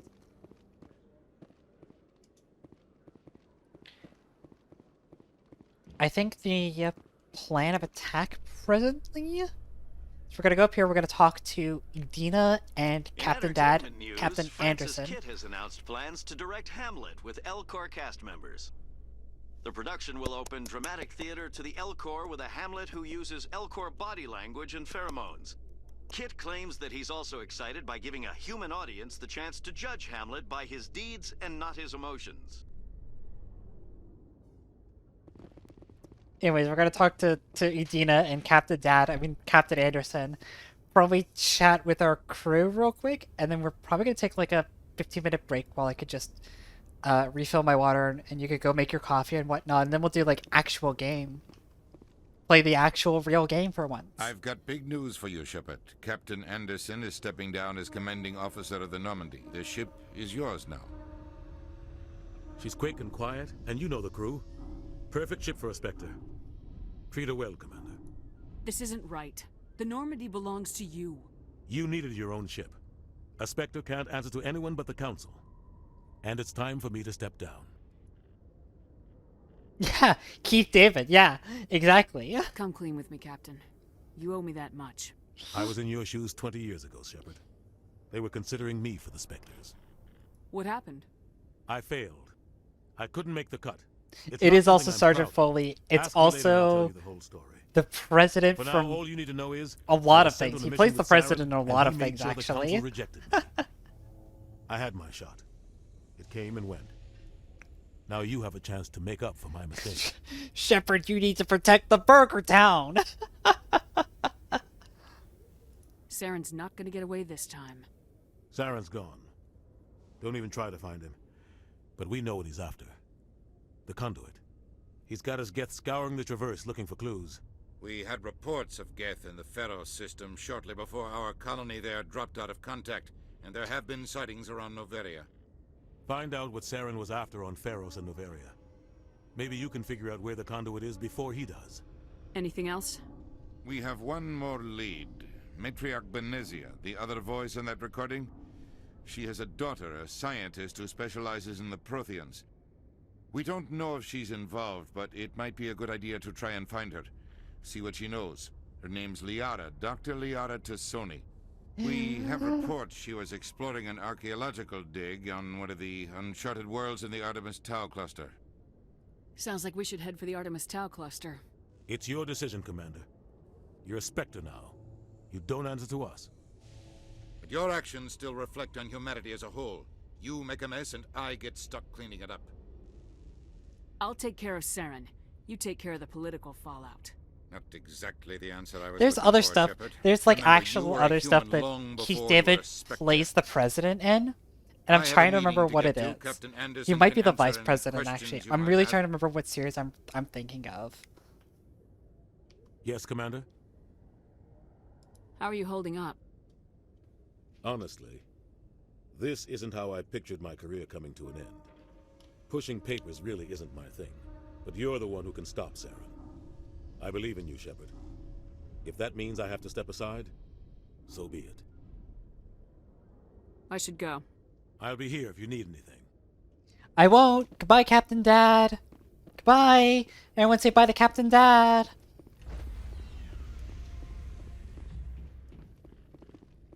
Stand by, shore party. Decontamination in progress. I heard what happened to Captain Anderson. Survives 100 battles and then gets taken down by backroom politics. Just watch your Seth back. Green. Things go bad on this mission, you're next on their chopping block. Captain Anderson should be the one in charge. It's like I'm stealing the ship from him. Yeah, the captain got screwed. But it's not like you could have stopped it. Nobody's blaming you. Everyone on this ship's behind you, Commander. 100%. Intercom's open. If you got anything you want to say to the crew, now's the time. This is Commander Shepard speaking. We have our orders. Find Saren before he finds the conduit. I won't lie to you, crew. This mission isn't going to be easy. This began with an attack on a human settlement in the Traverse. But we know Saren won't stop there. His Geth armies aren't gonna stay on the far fringes of Citadel space. Our enemy knows we're coming. Wherever he searches for the conduit, we'll be there. We will hunt him to the very ends of the galaxy and bring him down. Humanity needs to do this. Not just for our own sake, but for the sake of every other species in Citadel space. Saren must be stopped, and I promise you all, we will stop him. Well said, Commander. Captain would be proud. The captain gave up everything so I could have this chance. We can't fail. Yes, ma'am. Let's go! Commander, something you need? I like to know my crew. Mind if I ask you a few questions? I can see where this is going. You did a background check on me, didn't you? Well, I'll tell you the same thing I told the captain. I love Joker. You want me as your pilot. I'm not good. I'm not even great. I am the best damn helmsman in the Alliance fleet. Top of my class in flight school, I earned that. All those commendations in my file, I earned every single one. Those weren't given to me as charity for my disease. What are you talking about? Are you sick? You mean you didn't know? Oh, crap. Okay, I've got Vrolik syndrome, brittle bone disease. The bones in my legs never develop properly. They're basically hollow, too much force and they'll shatter. Even with crutches and my leg braces, it's hard to get around. One wrong step and crack! It's very dramatic. But I've learned to manage my condition, Commander. Put the Normandy in my hands and I'll make her dance for you. Just don't ask me to get up and dance unless, you know, you like the sound of snapping shin bones. I fucking, God, Joker, like, highest grade, absolute no cap. Joker is one of my favorite Mass Effect characters. I love how he's portrayed in Mass Effect 1. He's so fucking funny, unironically one of the funniest characters in the entire series. I love how obviously they let Seth Green just like riff on some of this shit. I absolutely love the line, just like crack, very dramatic. It's so good. It's such a good line. I need to know more about this Vrolik syndrome if I'm putting my ship in your hands. Yeah, of course you do. It's an extremely rare condition. Nobody knows exactly what causes it. Genetic, maybe. It's treatable, but there's no cure. They classify my case as moderate to severe. I was born with over a dozen fractures, hip, thighs, ankles. My bones were already breaking in the womb. 100 years ago, I wouldn't have survived past my first year. Lucky for me, modern medical science has turned me into a productive member of society. You're not gonna break a bone trying to fly the ship, are you? I don't fly with my feet, Commander, so I'm fine as long as I'm in this chair. I gotta be real careful when I get up to take a piss, though. I can do my job as well as anyone on the ship. Better, actually. So don't worry about it. I'm not trying to make you uncomfortable. Let's talk about something else. Whatever you want, Commander. Why does everyone call you Joker? It's a lot shorter than saying Alliance Flight Lieutenant Jeff Moreau. Plus, I love to make little children laugh. I was just thinking how much you remind me of Santa Claus. Look, I didn't pick the name. One of the instructors in flight school used to bug me about never smiling. She started calling me Joker, and it stuck. Why didn't you ever smile? Hey, I worked my ass off in flight school, Commander. The world's not gonna hand you anything if you go around grinning like an idiot. By the end of the year, I was the best pilot in the academy. Even better than the instructors, and everybody knew it. They'd all got their asses kicked by the sickly kid with the creaky little legs. One guess who was smiling at graduation? He's so great. He's so great. It's a fucking shame you I have can't to go. romance him. All right, He's see ya. so great. He's like so fucking great. He's such a funny character. Like, he's such a genuinely funny character. He's super relatable, a lot more relatable than most of the cast that's on the fucking Normandy. He has like the most character out of the non-squad mate crew members. He's in all three of the games. And like, he's just great. He also like, oh god. There is no romance for Joker, unfortunately. Joker has his own romance arc later in the trilogy, but you cannot be involved in it. It's a good one though. And it's so good, in fact, that like I would argue that even if there was a romance path for Joker, I would still probably keep it off the list, just because I don't want to do it. I don't want to do it. Like, if anyone has to take over for Captain Anderson, I'm glad it's you. I'm not sure about having non-humans on our ship, though. see, Navigator Presley is outwardly spacist, whereas Ashley is inwardly spacist, right? I'm in charge here, Presley. I decide if we have non-humans on this vessel. Yes, ma'am. Understood, ma'am. Speak freely, Presley. I want to know if you have a problem with non-humans. It's not that, Commander. Humanity has always handled its own problems. Saren attacked one of our colonies. We should be the ones to stop him. We don't need their help. This is bigger than humanity. Saren's a threat to every species in the galaxy, and I'll welcome anyone who wants to help me bring him down. I guess so. Maybe I'm just stuck in the old ways of thinking. But don't worry, Commander. This won't be a problem. Carry on, Presley. Yes, ma'am.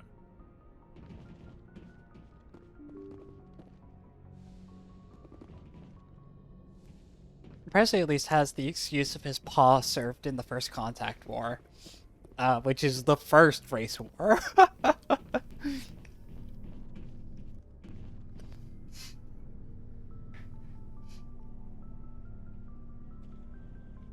Anything you need, Commander? What's your opinion on the last mission? I don't see how we could have done things any better. Oh, We whatever. were on the scene faster than any other Alliance ship could have been. Just trying to get a sense of where the crew's at. Thoughts? I've wasted enough of your time for now, Commander. We'll have time for... Commander? Nothing to talk about, Lieutenant. Chalk was wanna talk? Yes, Commander? Is there something you need? You don't really have Goodbye, any new Commander. dialogue. That's the nurse. That's Nurse Chogwas. She's also in all three games and also great, but I like Joker more.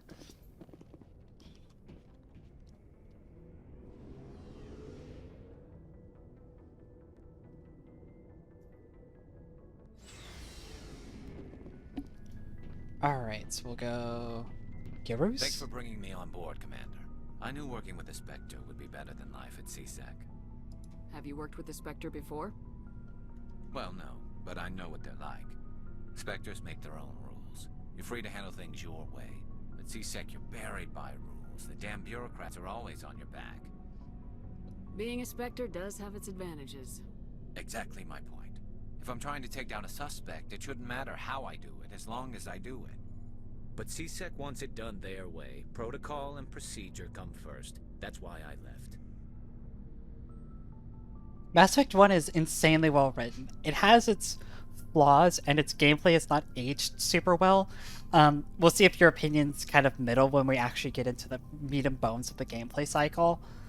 But it's really great. I think 2 still maintains its status as my favorite in the franchise. But I really love Mass Effect 1. It's one of those games that I come back to every once in a while, right? And I'm always cautious. I'm like, maybe my rose-tinted goggles are in full effect, because I played this game back in like 08 when it first came out, and I was 12, right? But no, it actually just does hold up this well. So you just quit because you didn't like the way they do things? There's more to it than that. It didn't start out bad, but as I rose in ranks, I got saddled with more and more red tape. CSEC's handling of Saren was typical. I just couldn't take it anymore. I hate leaving. I hope you made the right choice. I'd hate for you to regret it later. Well, that's sort of why I teamed up with you. It's a chance for me to get off the Citadel, see how things are done outside CSEC. Either way, I plan to make the most of this. And without CSEC headquarters looking over my shoulder, well, maybe I can get the job done my way for a change.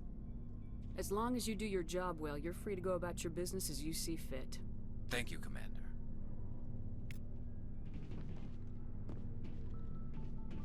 Commander? What's your opinion of the last mission? Kinda wish you'd got... No offense, I appreciate the rescue. I just wish... We came as soon as we got the distress call, even with the fastest ship in the fleet. You did the best you could, Commander. It's my fault. If I had been more alert, we wouldn't have been cut down by an ambush. We never trained to fight synthetics. The Geth haven't gone beyond the Veil in 3 centuries. Our training's supposed to make us able to adapt. I'll make sure it doesn't happen again.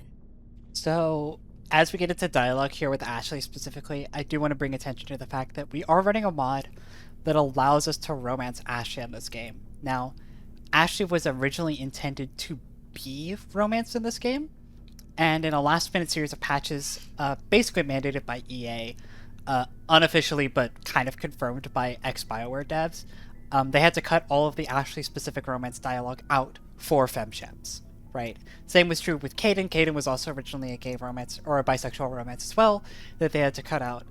The mod uses some restored assets, but also makes a little bit of use of trigger changes and splice dialogue.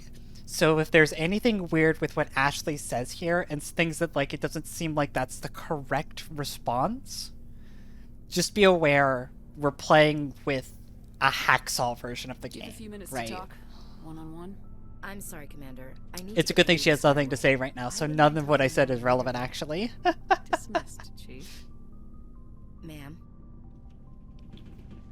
Shepard. Nice ship you've got, Shepard. What can I do for you? What's your story, Rex? There's no story. Go ask the Quarian if you want stories. You Krogans live for centuries. Don't tell me you haven't had a few interesting adventures. Well, there was this one time the Turians almost wiped out our entire race. That was fun. Yeah, they tried the same with us, but we fought them off. It's not the same. Seems similar enough to me. So your people were infected with a genetic mutation? An infection that makes only a few in 1,000 children survive birth? And I suppose it's destroying your entire species? I suppose it isn't all the same. I don't expect you to understand, but don't compare humanity's fate with the Krogan.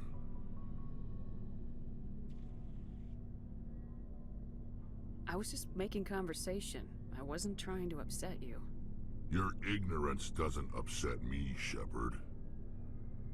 As for the Krogan, I gave up on them long ago. The genophage infected us, but it's not what's killing us. Alright, so that's the skinny on the genophage. Here's the wide. So back in ye olden ancient galactic time, we're talking like 1,000 years ago, basically. The Krogan, who are these big reptile tank-looking guys, were not on the galactic scene. At the time, it was perfectly acceptable to go exploring around, knocking on random dormant mass relays, turning them on and seeing what was on the other side. That was until a Turian patrol ship activated a relay and accidentally discovered the Rachni. The Rachni were a race of arachnid, bug, hive mind drone creatures, ruled over by queens that communicated through song and pheromones and were extremely violent, extremely aggressive, and completely unwilling to negotiate with the rest of the galactic community. The Rachni spilled out of their relay and into the greater galactic community and just rained havoc. They were able to colonize planets that were uninhabitable to other races, and so they just quickly spiraled out of control into this massive problem. It was at this point the Solarians came up with a solution. They had the Krogan here, who are a race of, these very hardy, tough, warlike race of people that they had been observing on their home planet of Tachanka, and they thought, let's give these guys guns, right? Let's give the Krogan guns and spaceships, and in return they'll promise to help us fight the Rachni. And the Krogan did. The Krogan received this technology, unified under a greater Krogan, unified front, left out into the galaxy, and fucking destroyed the Rachni. Completely eradicated them. Rachni are totally extinct now, right? Just got the shit kicked out of them. And in return, the Krogan were offered a number of colonies and a certain status within the galactic community. And then all of those promises were revoked after the war. And suddenly the Solarian, who had helped uplift the Krogan, were very concerned that they had released another Rachni on the galaxy, because Krogan, I said they're super tough. They have like completely redundant organ and nervous systems, so they're very difficult to kill individually. Basically live lobster lives where like really Krogan don't die of old age per se. They really only die if they get killed. There have been recorded instances of Krogan living to be over 1,200 years old, right? And they're really tough, and also they breed like crazy. They have extremely short breeding cycles, and they tend to have litters of children at a time. And so the Solarian were very concerned that they had released another Rachni on the galaxy. And this led to the Krogan rebellions, where that unified Krogan front decided, fuck this, fuck y'all, fuck everyone, fuck everything that you stand for, and they started tearing the shit up. And now the Solarians and Turians were very concerned about this, but didn't want to completely genocide the Krogans, right? So instead, the Solarians created a genetic virus, the genophage, where, yes, it makes it so that after all Krogan were infected through this, by means of Turian special task forces, distributing this genophage through Krogan water and air supplies, real story by the way, it made it so that only 1 in 1,000 Krogan pregnancies come to term. The other 999 all end in stillbirth. And yes, this shattered the Krogan unity. The Krogan reverted back to their clan-like principles, where they just were all fighting over quote-unquote fertile females in an effort to keep their people alive, and completely destroyed their unified threat to galactic civilization. And as a result, the Krogan are a slowly dying race, essentially, and have been dying over the last millennia. Are your people really dying? We're sure not getting any stronger. We're too spread out. None of us are interested in staying in our own system. Lots of species have left their homes and prospered. But they go to colonize new worlds. We're not settlers. We're warriors. We want to fight. So we leave. Hire ourselves out. And most of us never go back. What can you tell me about the genophage? Ask the Solarians if you want details. They made it. All I know, it makes breeding nearly impossible. Thousands die in stillbirth, and most never get that far. Every Krogan is infected, every one, and no one's rushing to find a cure. Why don't the Krogan try to find a cure?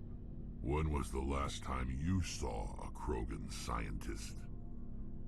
You ask a Krogan, would he rather find a cure for the genophage or fight for credits? Oh my god, DC, hi! God, it's been a while. It's just who we are, sure. I finally got the model. I've had it for a while now, but So long, Rex.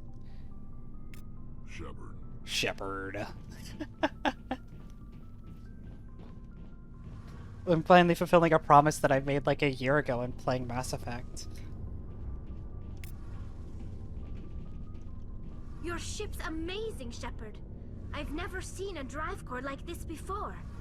I can't believe you were able to fit it into a ship this small. I'm starting to understand why you humans have been so successful. I had no idea Alliance vessels were so advanced. The Normandy's a prototype, cutting-edge technology. A month ago, I was patching a makeshift fuel line into a converted tug ship in the flotilla. Now, I'm sitting on board one of the most advanced vessels in Citadel space. I have to thank you again for bringing me along. Traveling on a vessel like this is a dream come true for me. This, look, I'm gonna say it because Mira's not here, but Tali is very Miracore. I had no idea you found ship technology so interesting. It comes with being a Quarian. The migrant fleet is the key to the survival of my people. Ships are our most valuable resource. But we don't have anything like this. We make do with cast-offs and second-hand equipment. We just try to keep them running for as long as we can.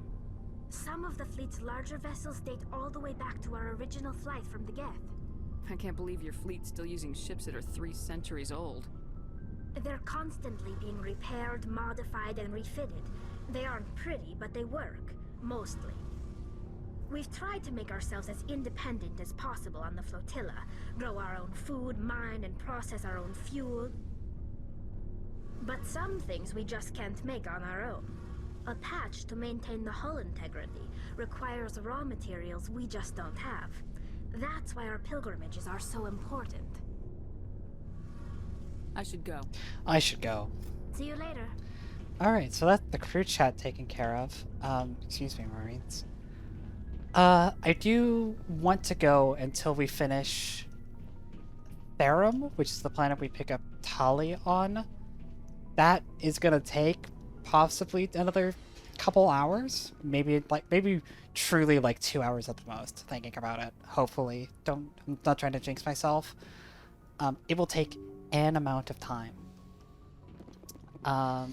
So I think it's expedient for me to take like a 20-minute break just to run to the bathroom, refill my drinks, get a little bit of a recharge. And then when we come back, we'll actually like play the game proper for real. Now that we've done side questing. So yeah, I'm going to go ahead and do this right here. And yes, we'll be back in a little bit. Don't run away or nothing. I promise you we'll be back. And yeah, then we'll play the video game. Bye, see you in a bit. Alright, gamers, I'm back. I hope you enjoyed that musical interlude, because you're going to be hearing more of it as soon as we get back into the game. Because that's just the map music. Wait a second, that's not entertainment, that's just the map music on loop for 24 minutes. I picked up my fucking gamepad. Like, I'm gonna play this game on my gamepad. God, I've been playing too much fucking Need for Speed Unbound recently. I swear to God. I just picked it up like it's a fucking thing to do. It's the same music! We can't get away from it! Alright, welcome to the galaxy. We're going to Tau first, which, if I remember correctly, it's Macedon? I think? It's either Macedon or Knossos. I think it's Macedon, though.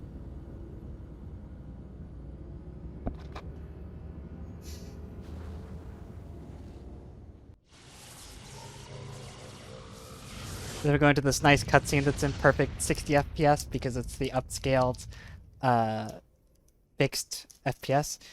Oh, it's a Sergia! No! It's Knossos, isn't it? Oh, Phaistos, Armani, Therum. Alright, let's play the fucking video game for real and not just side quest.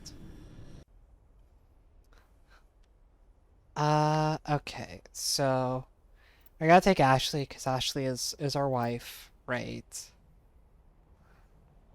And then I think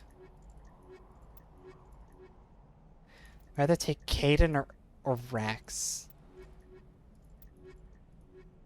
I think Caden's the pick because we already have someone super tanky in Ashley, and Caden's got some good utility skills.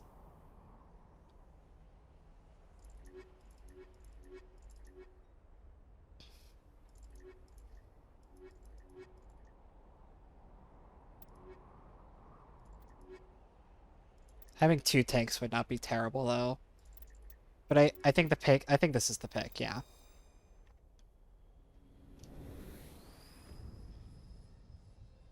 Mako, mi amor. Oh god, you're so loud, babe.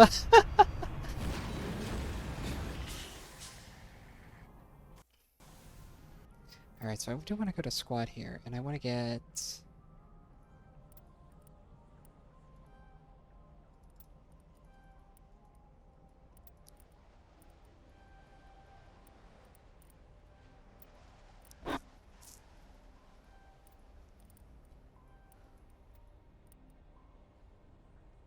and we'll just keep your points like this.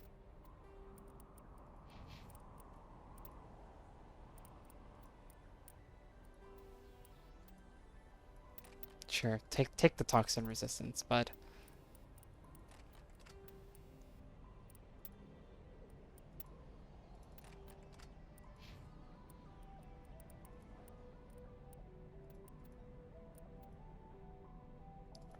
We'll take a Reaper, and then we'll take...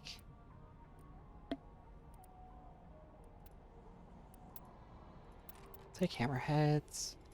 Sighting this guy? Yeah, sure.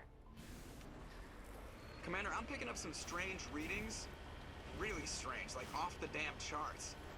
It looks like it's coming from an underground complex a few clicks away from the drop zone.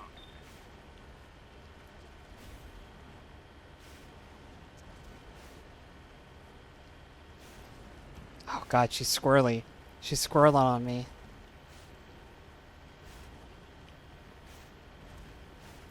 I love Mako. I do genuinely love Mako dearly, even if she is a bit of a problem child. I like her more than Hammerhead, that's for fucking sure.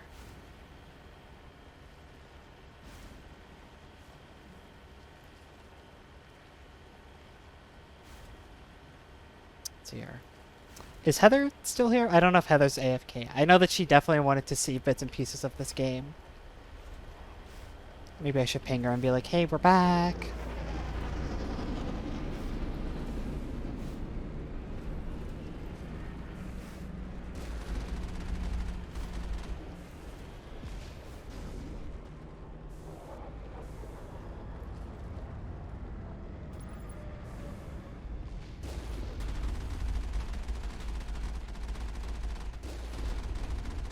So you wanna know a super cool little life hack here with the Mako? So pay attention there. We got 79. Oh, hey, Rhodes! Mako does go boy. So we got 79 experience for killing the armature in the Mako, right? Observe. We're gonna do a little troll.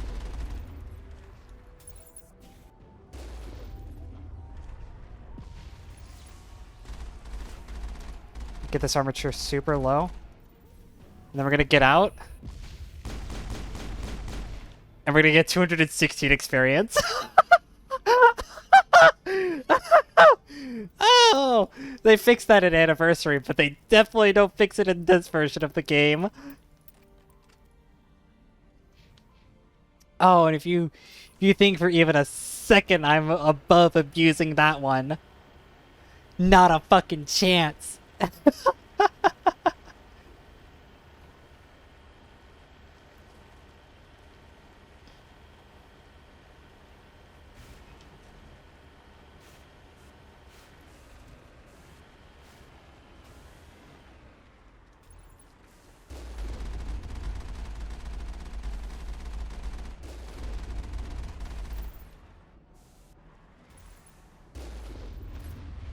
Ooh, woo, woo, woo, woo. Route to no-go.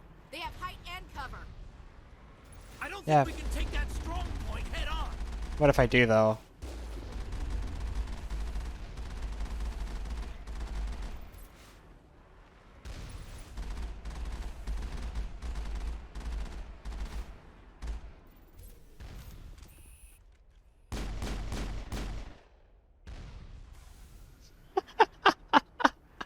It's so fucking cheese. I promise you, we're not gonna use this glitch or this exploit past this planet. This is exclusively a thing that I'm doing on Therum, just because I want the extra experience before I reach the fight. There is only the fight.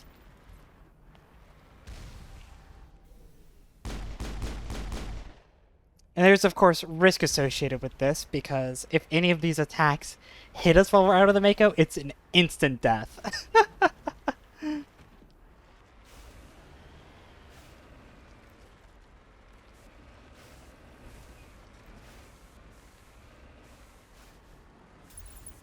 That was a pretty cool little wheelie trick there. Oh, this is a bad position to kind of...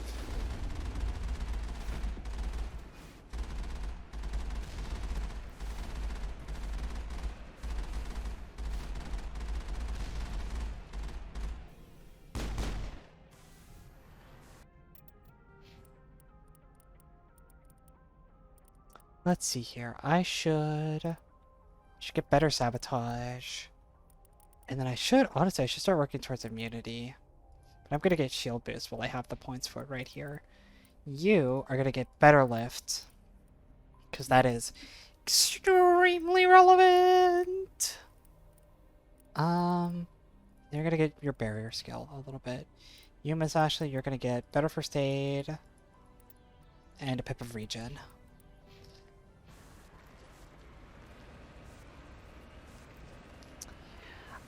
Yes, we are playing a Renegade Renegon, vaguely, FemShep.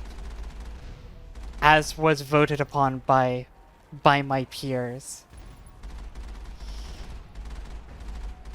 I think you're in my Discord, right, Rhodes? You could vote on the romance still. All of the stuff is locked in, but if you want to vote on the romance in this game, by all means, that poll is still open. It's open until we meet Liara. Oh no, it's just on the Discord.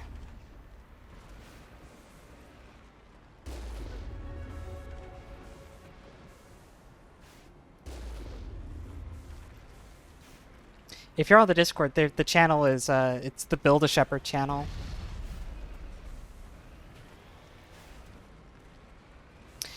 Team Tally, it's not quite the vote yet.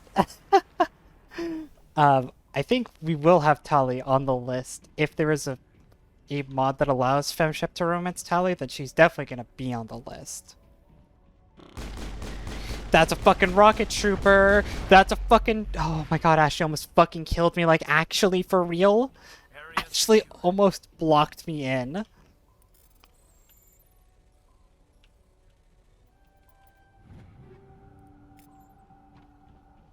Oh, Jesus.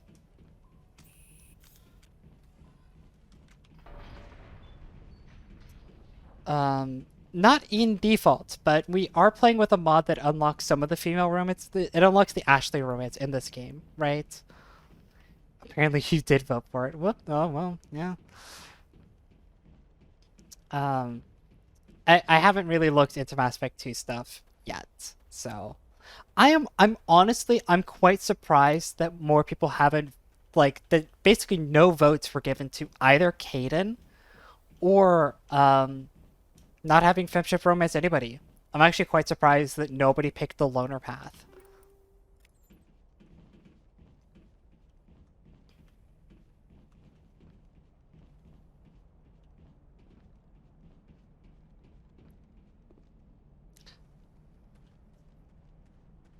Well, it is escapism, but like, I'm looking into like my crystal ball, right, where we romance Ashley or statistically likely we're gonna romance either Ashley or Liara, right?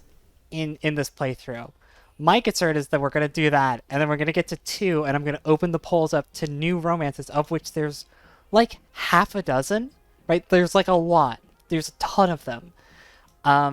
And one of the choices is going to be stay loyal to the previous romance, and nobody's going to pick it. Like, we're going to cheat on somebody.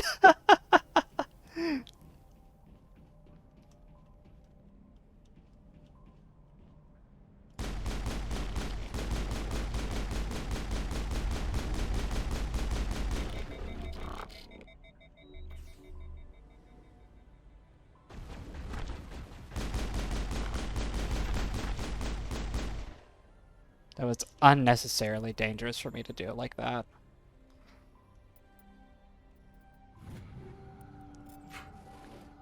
Which frankly, some of the, I'm gonna, it's gonna sound weird for saying this. Some of the cheating paths are kind of cool. There's some very cool, unique dialogue you get for cheating on characters, but like also,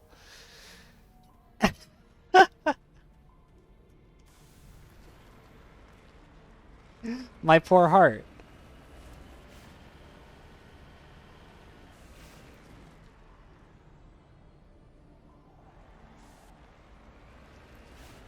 It's great. Yeah, no, you voted for that a while ago. I think that was before the boy liking had taken hold. Also, welcome back.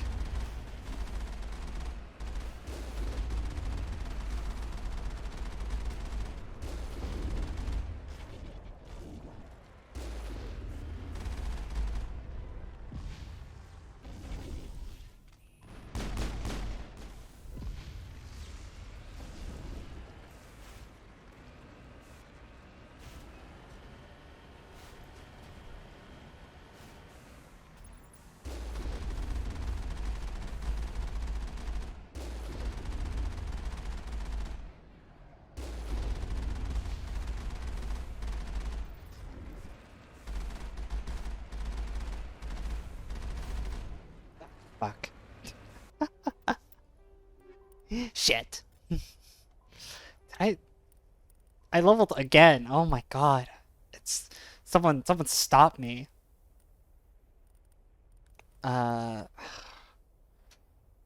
Should we go into this or should we go into electronics? I feel like we should go into electronics.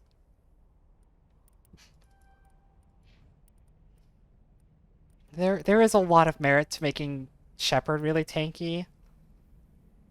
I think we're fine. I think we're fine making Ashley super tanky and our first aid bot. Ashley's our paladin, right?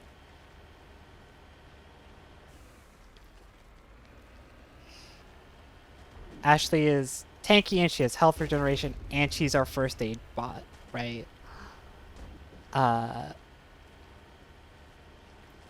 She just doesn't do a lot of damage as a result because I'm not sinking any of my points into her aggressive skills.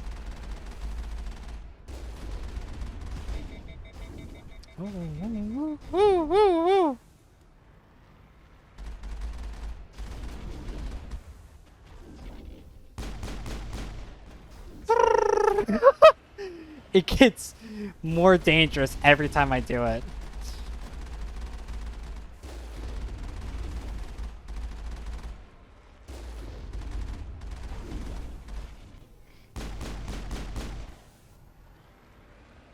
Let's go! Redeploying.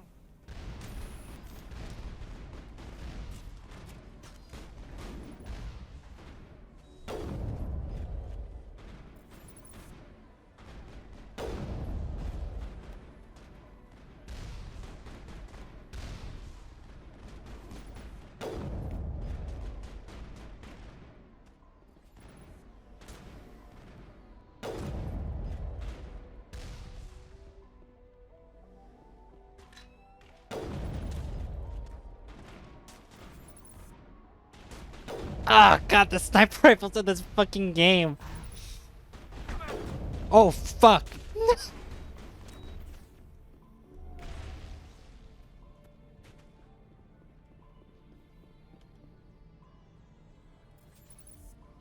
Hostile spotted.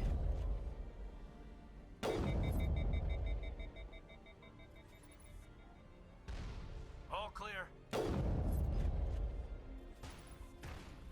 God, they're so far away.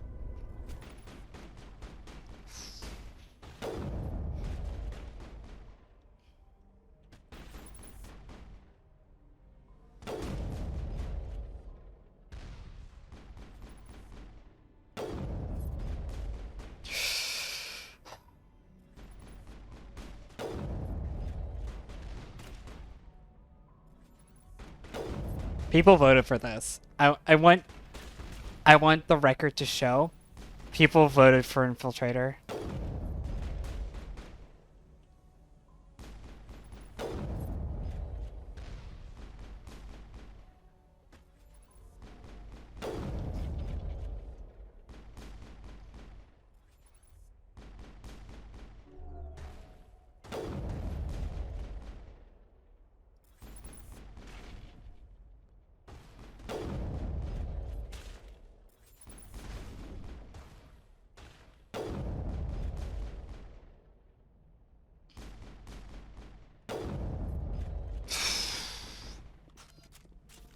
So my fault the Cadence also just like shooting into my fucking ass the whole time. Yo, that is a whole ass Colossus. Alright, so this is... Colossus are dealt with by a different life hack than the armatures are. And they're dealt by this life hack right here. You just kind of get underneath them. You turn them into jellyfish, right? And you just drag them along your back wheels like this for a little bit. And then if they try and get up, you just kind of grind them into the ground again. And you just kind of get up underneath them again, and you're just like, hey, guess what? And then if they just get up like this, you're just... you just like do this, and then you're just like, hey, what's up, buddy? And then you just push them back over again, and then you push them up the hill. And then they fall back down again. And you just kind of like, yep. And then you just, yep. And you just kind of do this. Uh-huh. And you just kind of do this a little bit more. You just kind of get up on top of them, and you just kind of do this, and just like, yep, yep, yep, yep, yep, yep, yep, yep. And then you kind of push them down a little bit more. And then you get out, and you kill them.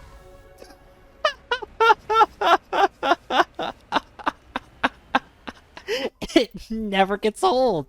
It literally never gets old.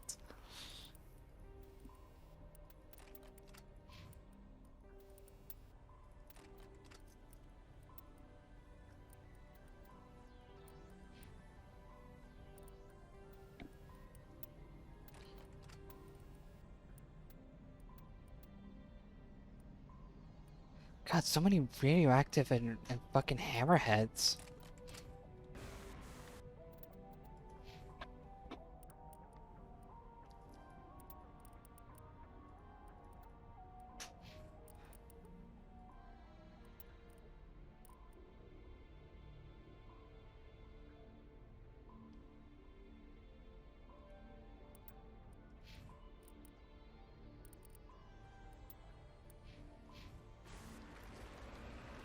Anyways, any questions? That's how you deal with the Colossus in Mass Effect 1. Look, Colossus they're fucking terrifying. They're really scary. Like, one of their normal, like, little rocket attacks, like for an armature, one of their little rocket attacks, right, deals a pretty decent amount of shield damage, but doesn't actually hurt that much. A Colossus takes out, like, all of your shields and half of your health in one shot. It's pretty fucking fierce. They're worth bullying.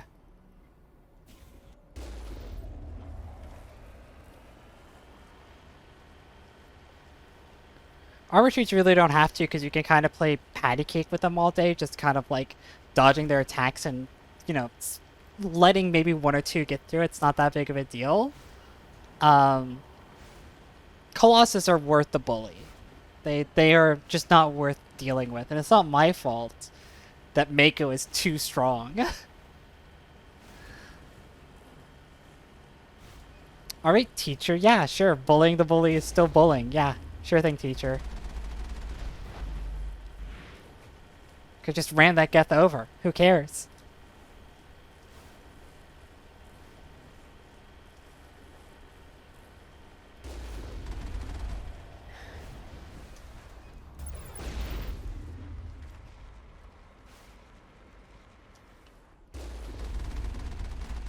You know, just like a rev of the Bugatti, right? Perimeter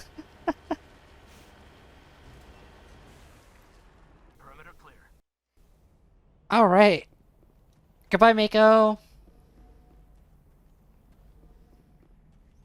I smell trouble.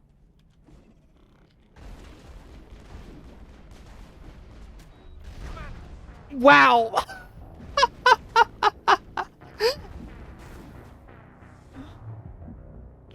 Well, it's a good thing I saved. For reference, I was doing a reference to the fucking Brexit geezer, not Chait, alright? The fucking rev of the Bugatti. Wet.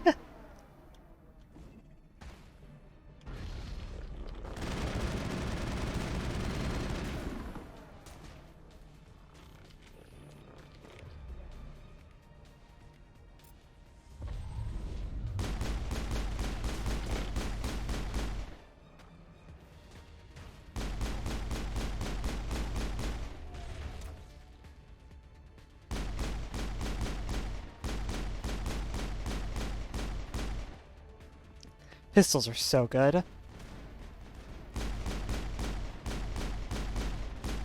It's a shame that they suck acid too.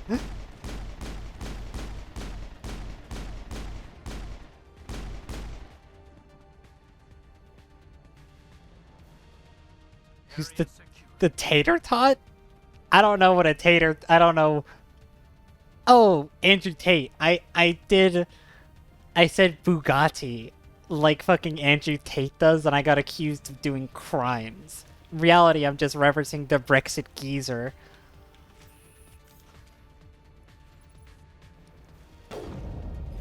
You know, wake up in the morning, rev up the Bugatti. Oh, that's an instant kill. That's an instant kill. Jesus! Help! Help!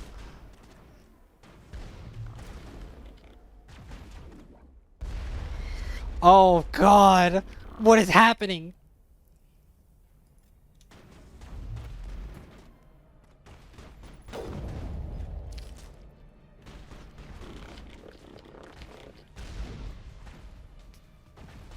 Um.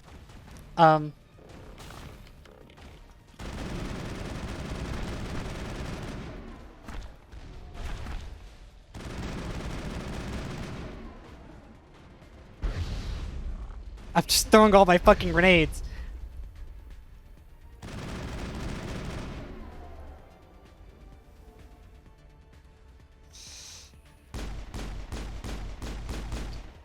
God, there's so fucking many of them.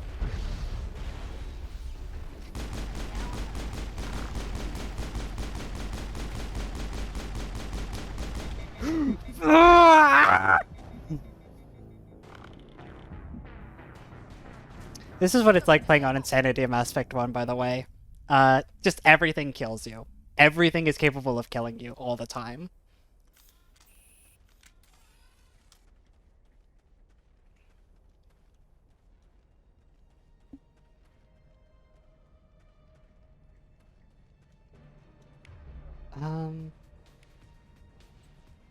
Should probably put this up there.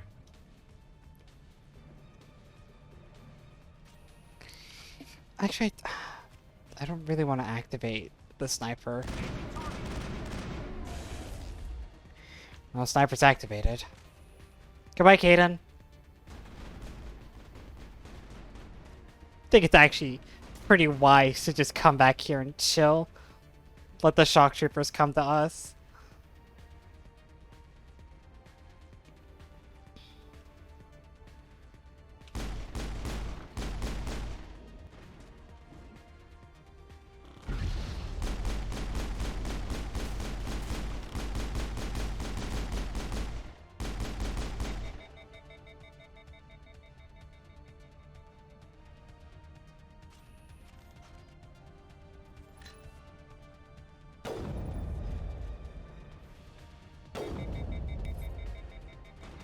Let's go!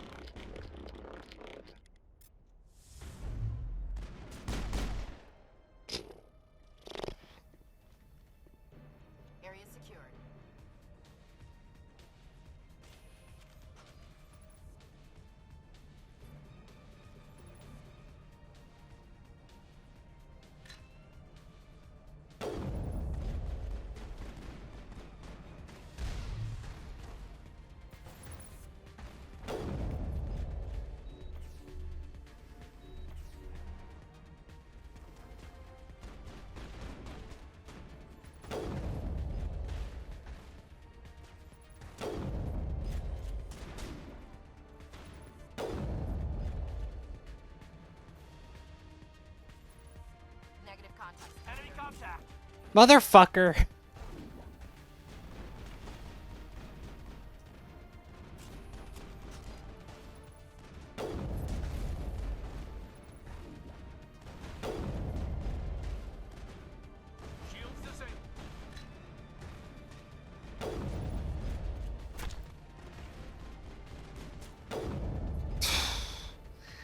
the sniper rifles. I just want to have a good sniper rifle already that I don't have to, like... Yeah, I mean, it's a tactical combat game, so they all have powers that I can... The way that Mass Effect 1 system works is abilities don't share cooldowns. And so I have it set so that they use their defensive stuff, such as, like, Adrenaline Burst and Shield Boost and Immunity and Barrier and all that, without me having to tell them to do so they're able to stay alive. But anything more offensive, I have to tell them to do it. Which is good, because the cooldowns in this game are measured in, like, 20, 30, 40, 50, 60 seconds. So it's important that when I need them to say, lift an enemy up so that you can't attack me, that they have that, like, ready when I need it, and they didn't just randomly use it on a bug, right?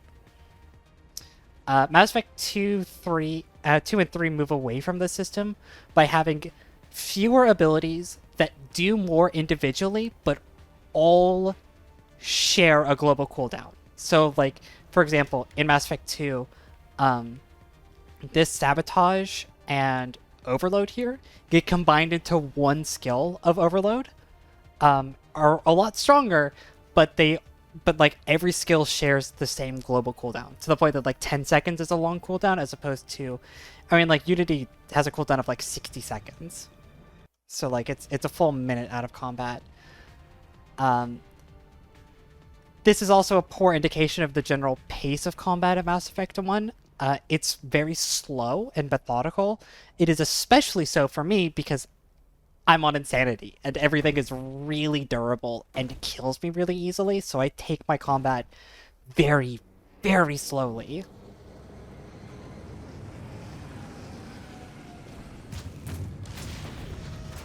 Such as this dude. I don't have a Mako to fight this guy. This is not the fight, by the way. Like, the fight that I've been talking about on Hyping Up. This is not even the fight.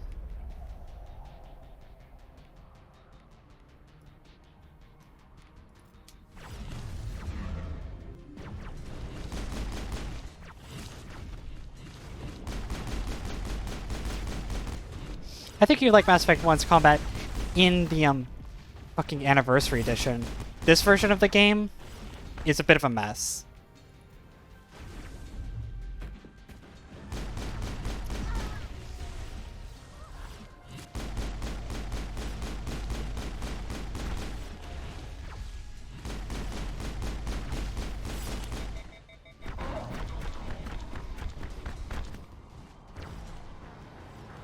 It's a bit difficult to tell sometimes, but cover barely works in this version of it, and there's a lot of niggling little, like, just kind of problems with the way that Mass Effect non-Anniversary runs.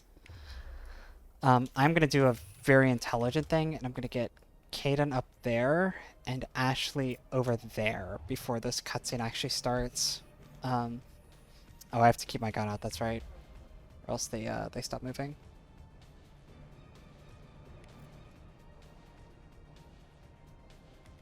Yeah, it really does feel like that. Then you have the stalkers, which just jump all over the place and snipe you, and it's so much.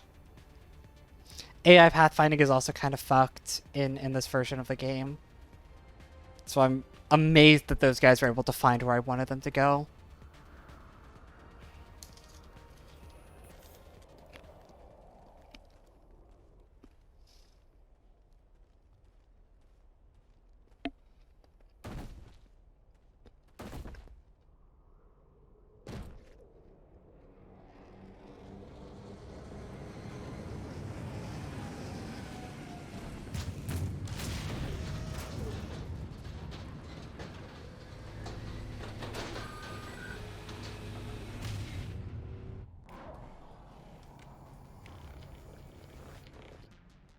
Oh, guys.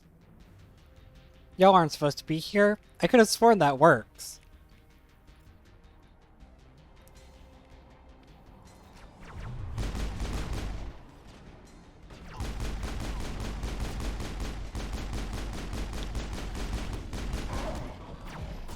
That is, not even gonna lie, ridiculously bad for me that Kaidan is dead.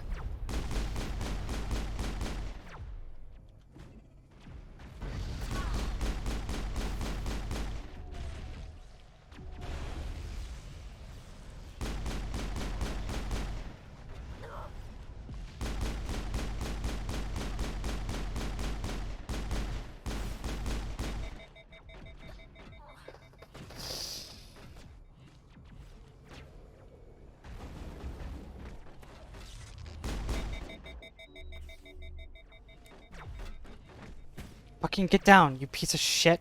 Fuck you. Stay the fuck down. Stay the fuck down. I can't. He goes down until the end of a combat or until I use Unity to pick him back up. He is my only companion that has a a really powerful crowd control ability. So I need him for this fight. There's just too much shit to do otherwise.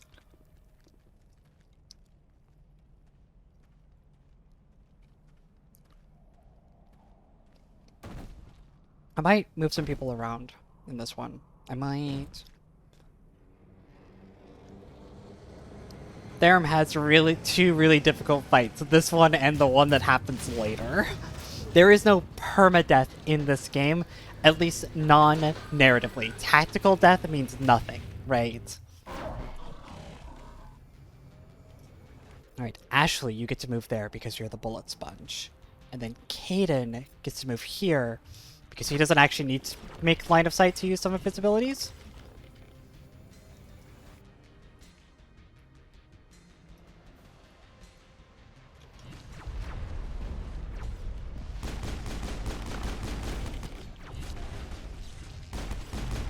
Oh, Ashley is already fucking dead.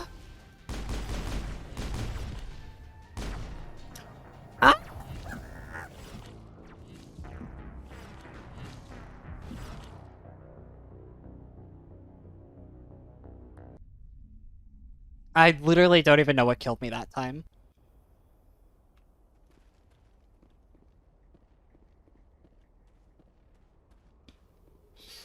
Yeah, this is not even the difficult one. I'm actually having a surprising amount of difficulty with this. This usually only takes like 1 or 2 tries. The fight happens at the end of this planet and is the one that I genuinely am quite concerned about.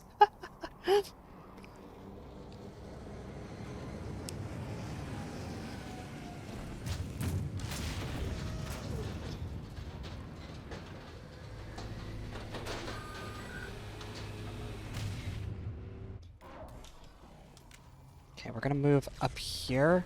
Immediately get sabotaged. This pistol is now worthless because the second I pull a trigger, it's gonna just completely overheat. Ashley's gonna go down immediately.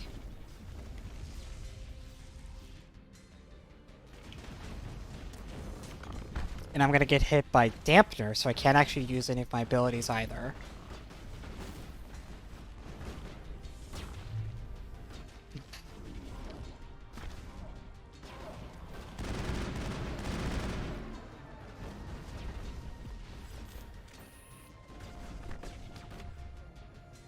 There goes Caden.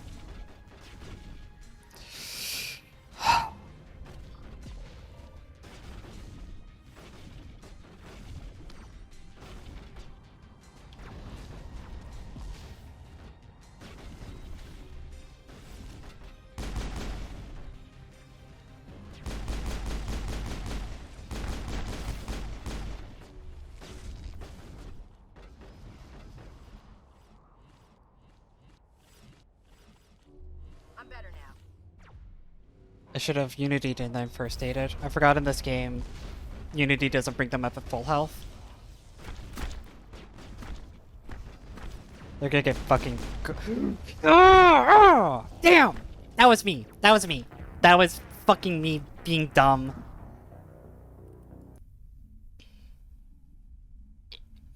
I need to get away from the armature, because the armature and the 2 snipers are just some of the biggest concerns of this fight. Everything else I can kind of wait out. Those guys represent instant death if I'm not super careful.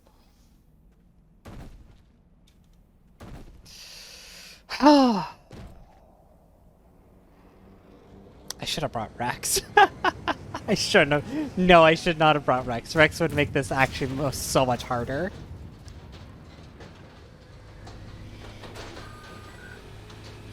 Oh, it's definitely not. No. I'm just gonna get hit by every debuff in the game on the way up here. We're going to...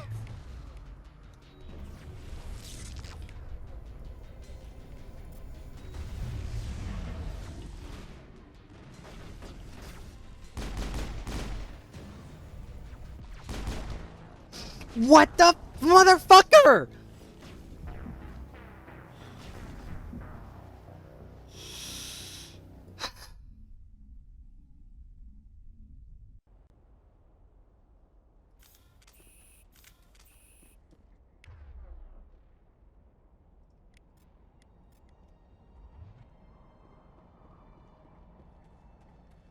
Something's in the way.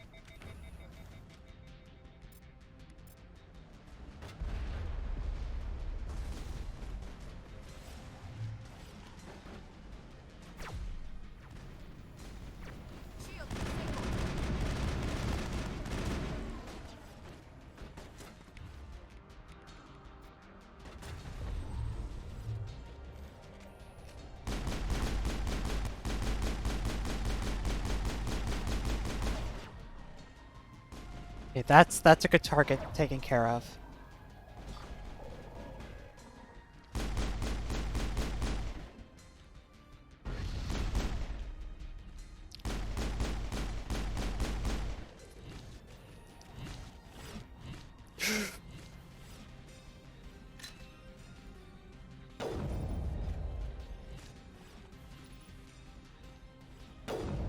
Okay, that's another one.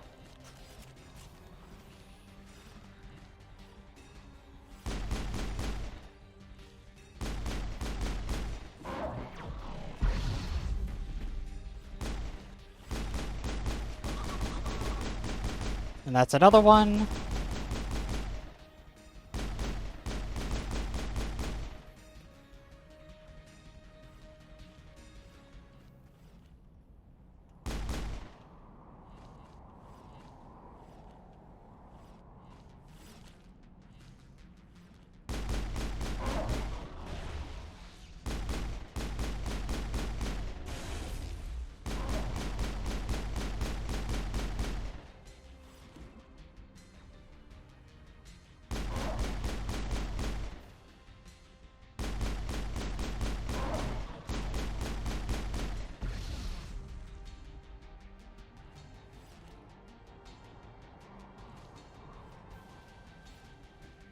This is a lot more cinematic on difficulties where every one of these enemies is not an instant kill. God, fucking stay still, you piece of shit.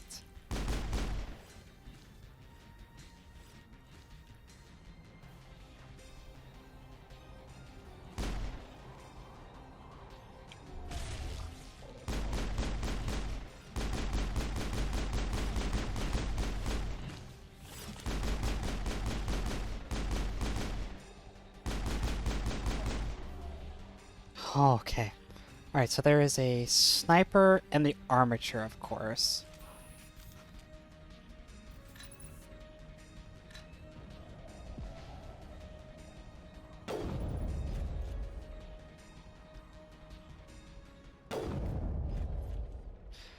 Alright! We're down to just an armature. So here's the plan. We're going to 8 and F.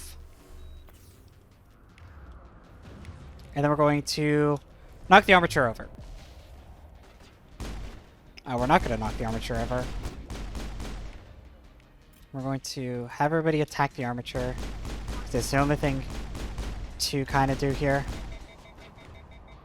We are going to lift it, though, because I think we're able to do that. So we're going to lift the armature.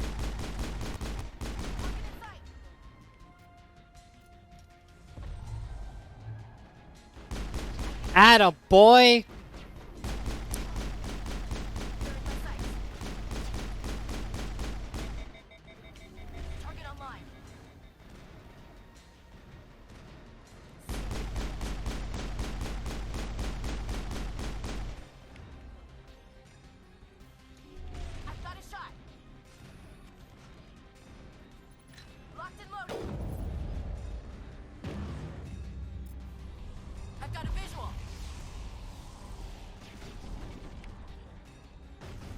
Hmm.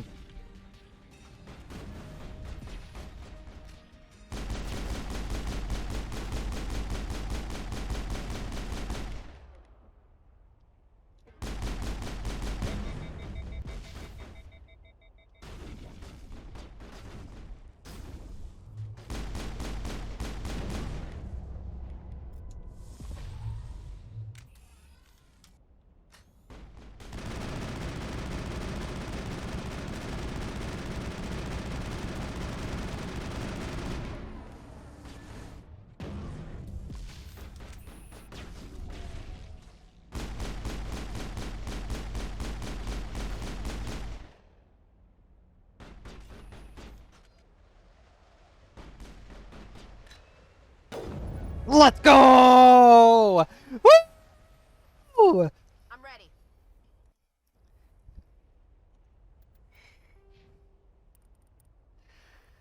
Oh, it definitely was not holding my breath for that one.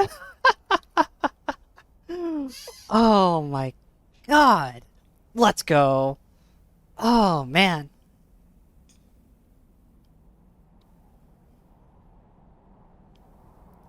Alright. Let's see here. I should probably be putting points into pistols given how much I use them.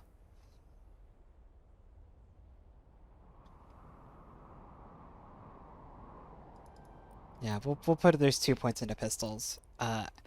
Miss Asher's. I'll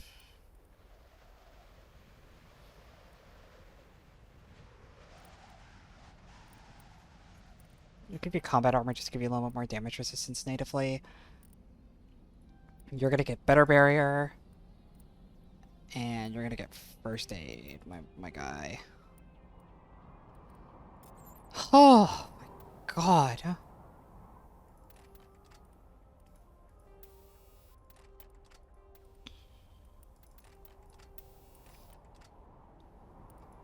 Caden? Yeah, no, Caden's great. I love Caden.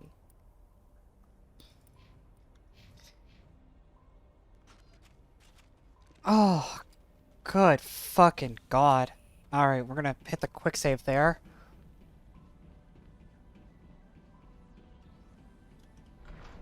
Caden's great. He's reasonably attractive, and he's a genuine bona fide romantic.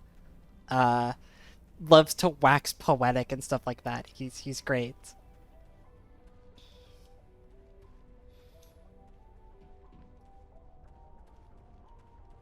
I have no grenades.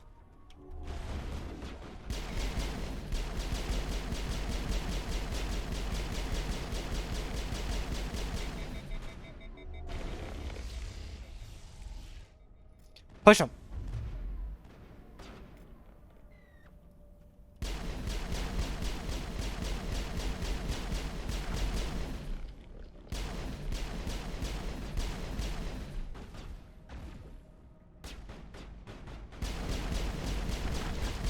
Whoa, ho, ho. Hey there. Hi.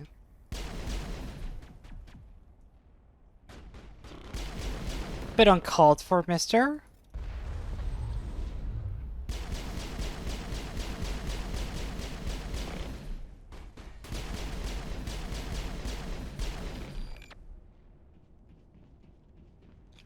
I should post pictures of the 3 romances as well. I'm going to make a ping tonight after we meet Liara and after I get off stream.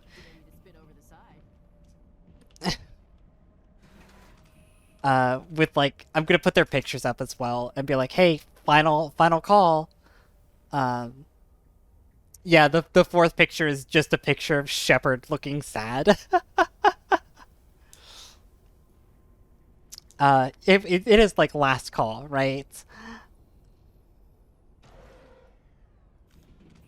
I'd like know exactly which frame to get for that as well as the funny thing. Kate, I don't know if finally some action is really the word here.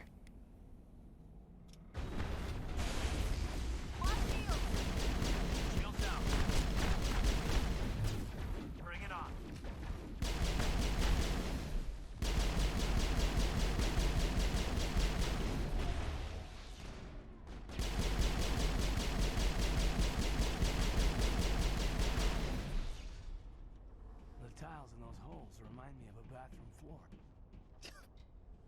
Thanks, Caden. It's astute observation, Lieutenant.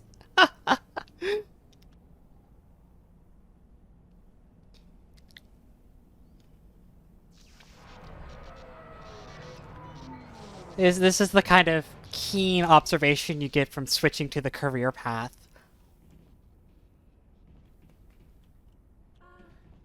Hello? Could somebody help me? Please?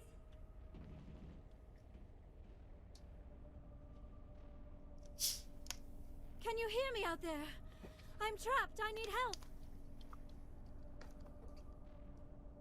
Liara Tassoni, I presume? Thank the goddess. Oh my god, we're on a quest for her. I didn't think anyone would come looking for me. Listen, this thing I'm in is a Prothean security device. I cannot move, so I need you to get me out of it, all right? Your mother is working with Saren. Whose side are you on? What? I am not on anybody's side. I may be Benezia's daughter, but I'm nothing like her. I have not spoken to her in years. Please, just get me out of here. How did you end up in there? I was exploring the ruins when the Geth showed up, so I hid in here. Can you believe that? Geth beyond the veil! I activated the tower's defenses. I knew the barrier curtains would keep them out. When I turned it on, I must have hit something I wasn't supposed to. I was trapped in here. You must get me out, please! Any suggestions on how we can help? There is a control in here that should deactivate this thing. You'll have to find some way past the barrier curtain. That's the tricky part. The defenses cannot be shut off from the outside. I don't know how you'll get in here. Be careful. There is a Krogan with the Geth. They have been trying different ways to get past the barrier.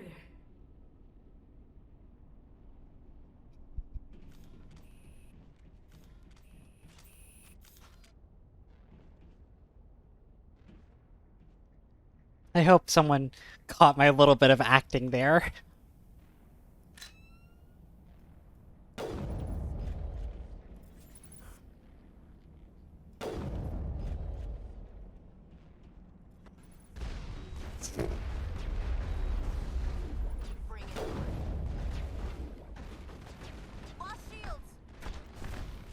Alright, back to the pistol.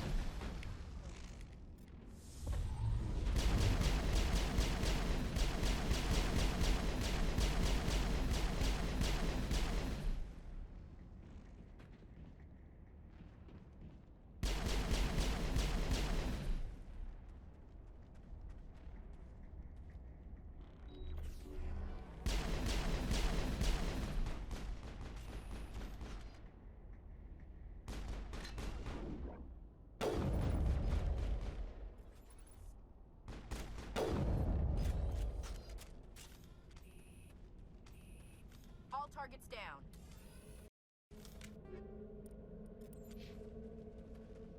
I'm getting pretty good at this whole sniping business.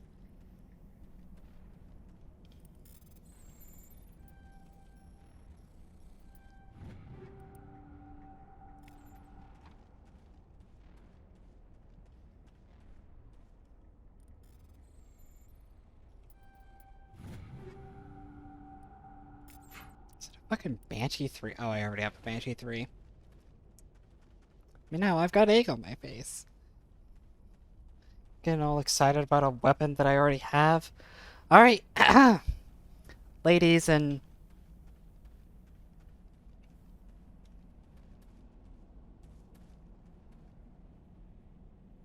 roads. Ladies and roads. You remember this little game?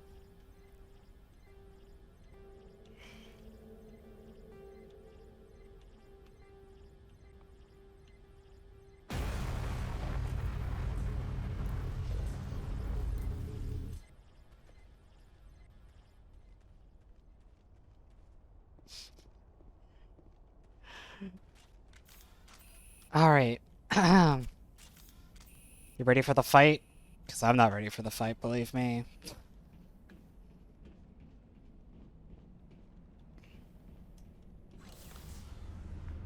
I put on my serious face, remember? Wait.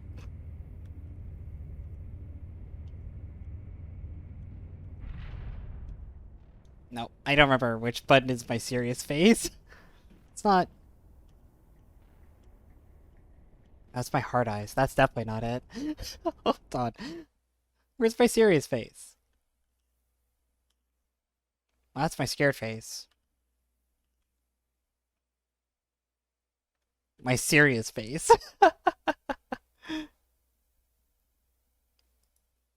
think it's a little early for this one. We'll keep this one in our back pocket, though, because I'm sure it'll get used. Oh, okay. Oh, how did you get in here? I didn't think there was any way past the barrier. We blasted through with the mining laser. Of course. Yes, that makes sense. Please, get me out of here before more Geth arrive. That button over there should shut down this containment field.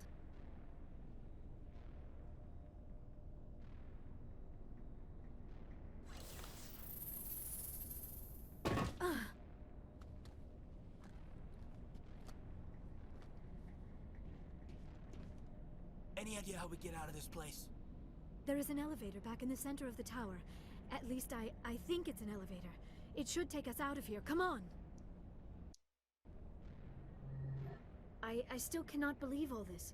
Why would the Geth come after me? Do you think Benezia's involved?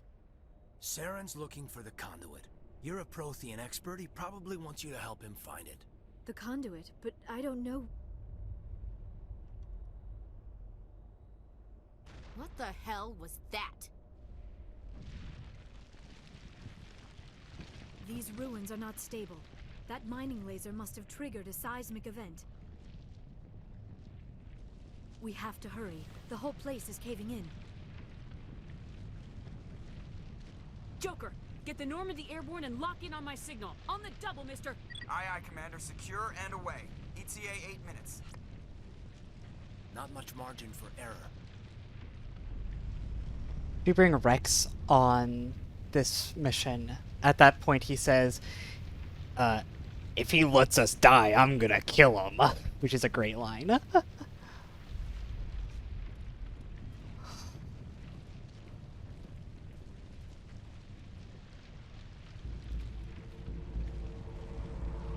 Surrender. Or don't. That would be more fun.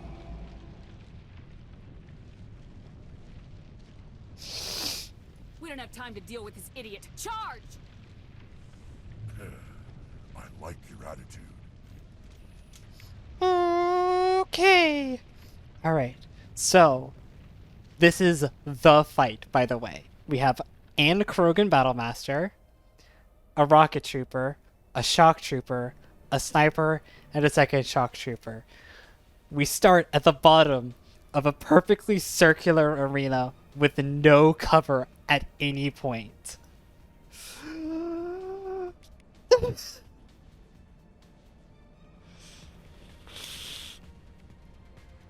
So, we're just gonna play this fight here.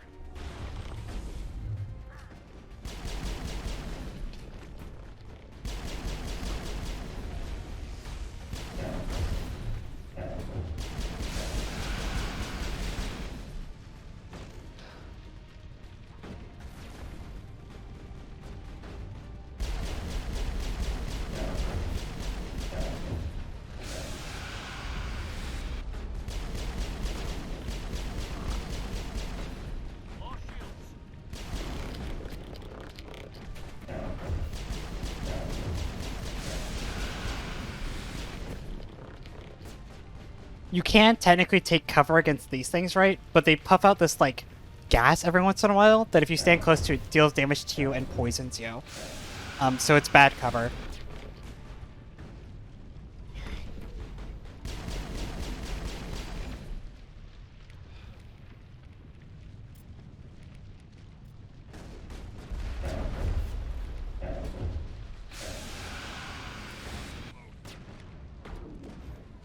Alright, that only leaves One target.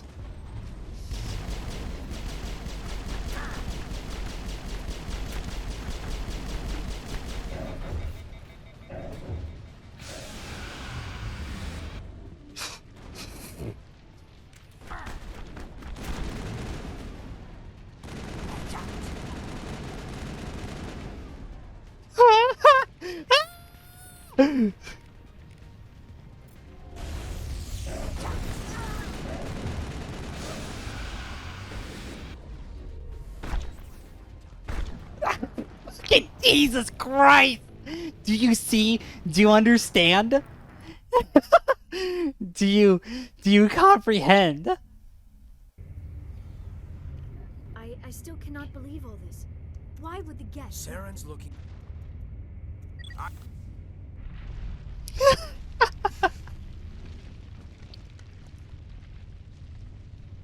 Yeah, and then he reverse sweeped me. Yes.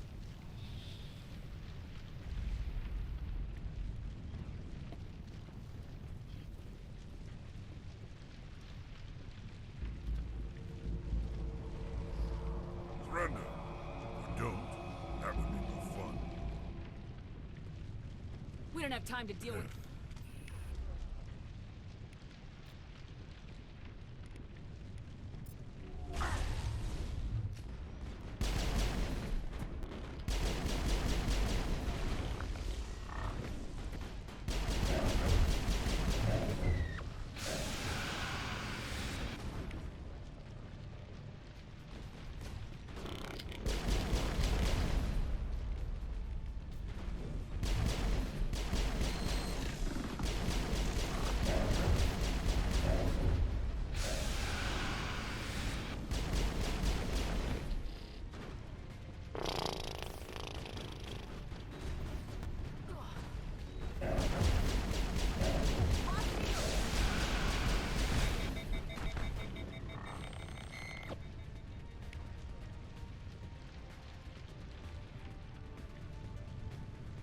Where's the Krogan? Where's the Krogan? I found the Krogan. Alright, so the sniper is still alive.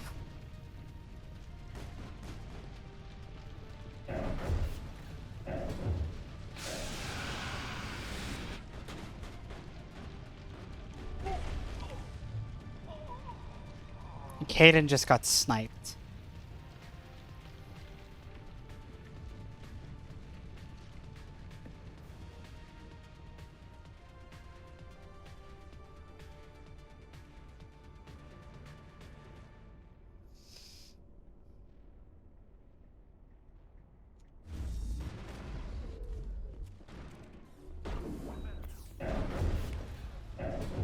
Yep. Yep. Yep.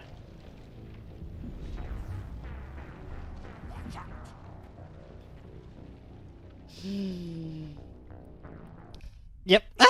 Yep. Yep. I still cannot... Saren's looking... The conduit... What the... We have to... Not much margin. So, this is the fight. And the thing about the fight in particular is there's not too many ways you can approach it. Unlike the armature fight, where you could eventually kind of get good positioning and draw the fight out, there is no hiding from the Krogan. At a certain point, he will just decide that you are his bitch, and either you're ready for it, or you're not. We don't have...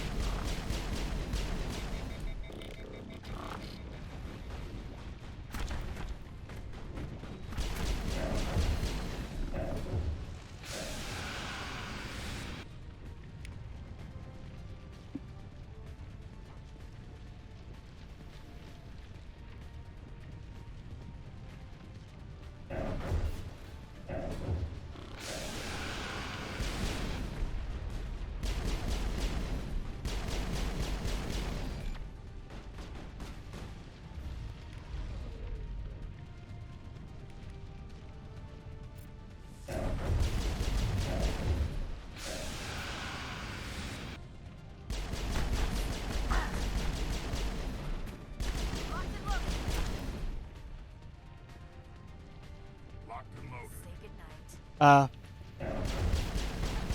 I could not pull the... For reference, I just could not pull the trigger there for a little bit.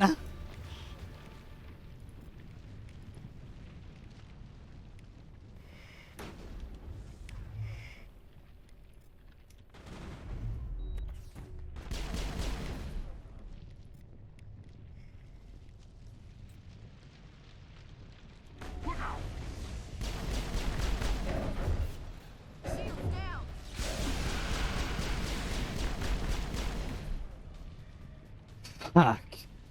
Christ.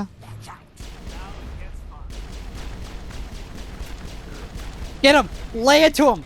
Lay it to him! Ah!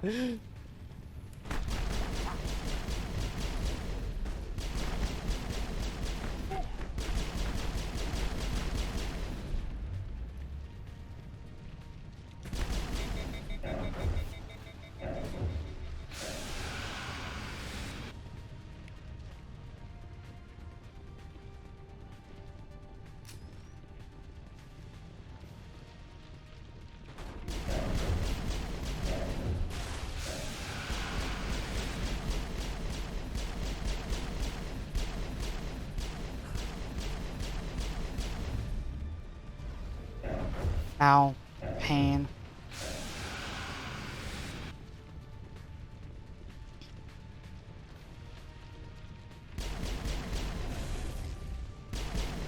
I'm not ready. I'm not ready. I fucking hate this fight!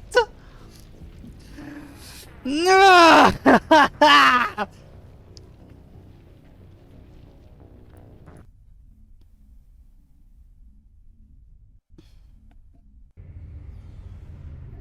I still cannot believe all this. Saren's looking for the...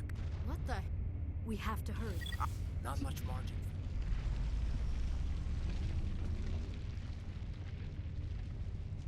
Krogan, by the way, in case you didn't catch that unique mechanic, Krogan in this game, when you kill them, they automatically ragdoll, pop immunity, which gives them like a huge amount of damage resistance, and rapidly regenerate health until they've recovered their full health bar. You have to kill Krogan twice. So I killed him.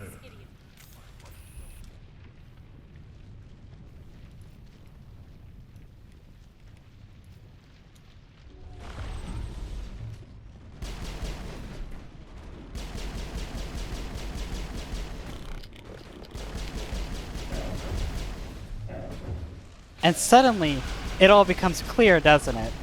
My side questing, my juggling of armatures in and out of the Mako and stuff like that. Suddenly, it all comes into focus when you see truly the depths of monstrosity that you face in this one tiny arena. And how you really, I have no qualms about fucking like pulling bullshit on this game. Because I know the depths of the bullshit it will do to me. Just quickscope him? I mean, I could definitely try.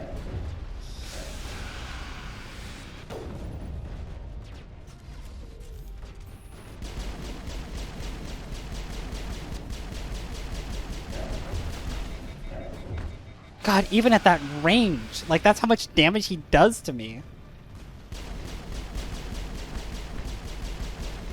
Here he comes!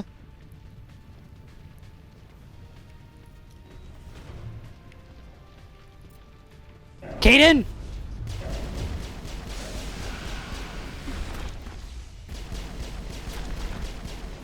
Oh my god! He didn't get back up!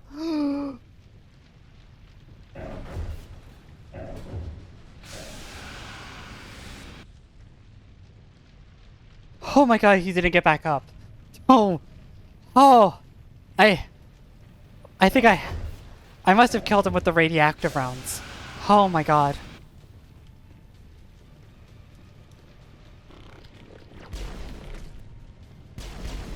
Just fucking... Bitch. sorry. I'm sorry.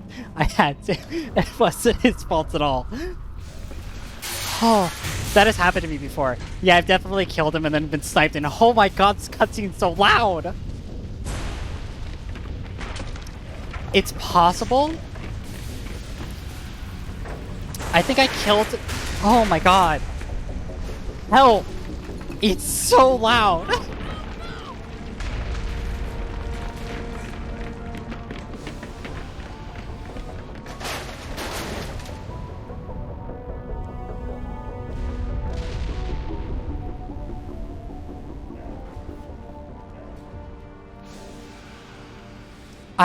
It must have been he was either under a crowd control effect or something, or I killed him in a way that prevented him from regenerating health, so he died to like radioactive rounds or polonium rounds or something like that. It's the only thing that makes sense. Too close, Commander. 10 more seconds we would have been swimming in molten sulfur. The Normandy isn't equipped to land in exploding volcanoes. They tend to fry our sensors and melt our hull. Just for future reference. We almost died out there, and your pilot is making jokes? It's a coping mechanism. You'll get used to it. I see. It must be a human thing. I don't have a lot of experience dealing with your species, Commander. But I am grateful to you. You saved my life back there, and not just from the volcano. Those Geth would have killed me or dragged me off to Saren. What did Saren want with you? Do you know something about the conduit? Only that it was somehow connected to the Prothean extinction. That is my real area of expertise. I have spent the past 50 years trying to figure out what happened to them. Just how old are you exactly? I hate to admit it, but I am only 106. Damn! I hope I look that good when I'm your age. A century may seem like a long time to a short-lived species like yours, but among the Asari, I am barely considered more than a child. That is why my research has not received the attention it deserves. Because of my youth, other Asari scholars tend to dismiss my theories on what happened to the Protheans. So to give qualifications to that statement, right? Liara is not actually a child. She is cosmically in her like early 20s, roughly. Right? She's like a college student. A child, perhaps relative to the early 30s of Shepard, right? But she has been a living, thinking, self-actualizing person for like 80 years, right? Right? Like, it's just when in the scope of like when you live to be 1,000, that little experience seems short for them. I've seen this argument a lot where like it's unethical to romance Liara because she's like 12. She's not, and that's not how Asari physiology works, right? It plateaus out, right? They mature at about the same, like only a little bit slower than humans do, up until their like 40s or 50s, at which point they're adults, right? And then it kind of plateaus off. It just so happens that she hasn't spent a long time atop the plateau, right?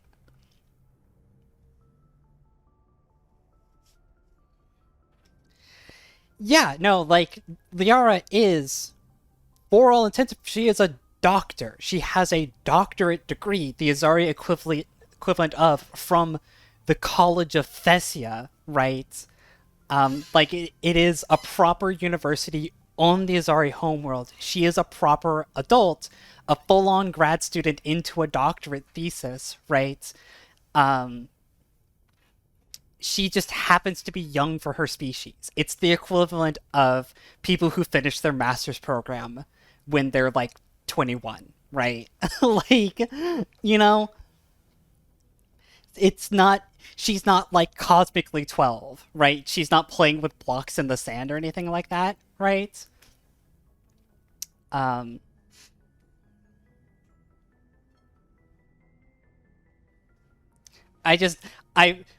I'm not trying to do like it's actually a pedophilia kind of thing here. It's just I've been in this fandom for like 15 years at this point, right? Well, that's a little bit of an over-exaggeration. I've been actively part of the Mass Effect fandom for the better part of a decade, right? And I have gone through the full washer of Liara arguments, right? And I think it's really easy to do that joke, right? That like Liara is 12, and she's not. She's definitely like cosmically younger than Shepard, because Shepard is in her late 20s, early 30s in Mass Effect 1. And you could definitely say that like maybe that's not great, right? You could definitely maybe make some hay about that, but you can't make hay that Liara is an actual child, right? It's just a turn of phrase that they use that has like it's not super clear. Liara matures a lot in this franchise, especially. Like, I think BioWare themselves even recognized that they portrayed her as pretty young in this game, and she becomes a lot more mature as the franchise goes on. Did your research turn up anything interesting? What is interesting is what I did not turn up. There is remarkably little archaeological evidence of the Protheans, and even less that might explain why they disappeared. It is almost as if someone did not want the mystery solved. It is like someone came along after the Protheans were gone and cleansed the galaxy of clues. But here is the incredible part. According to my findings, the Protheans were not the first galactic civilization to mysteriously vanish. This cycle began long before them. Where'd you come up with this theory? I thought there wasn't any evidence. I have been working on this for 50 years. I have tracked down every scrap and shred of evidence.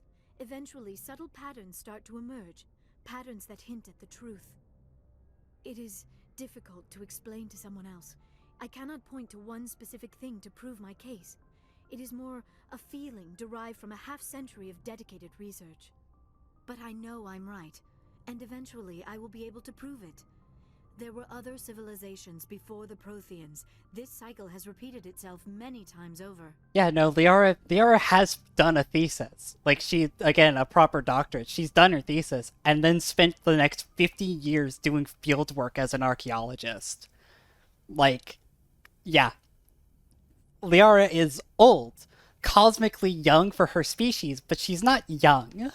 50 years is still 50 years, right? Even if that is only like the equivalent of, if, you know, like 1,000-year lifespan, right? Like,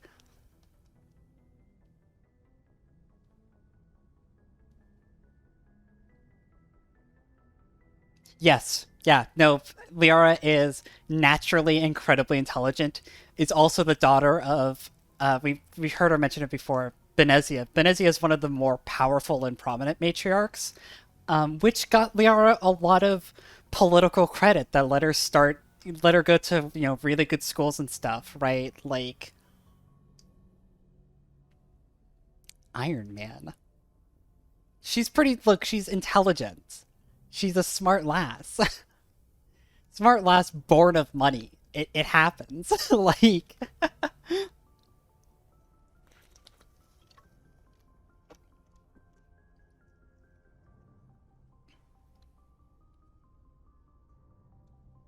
What cycle? What are you talking about? The galaxy is built on a cycle of extinction. Each time a great civilization rises up, it is suddenly and violently cast down. Only ruins survive. The Protheans rose up from a single world until their empire spanned the entire galaxy.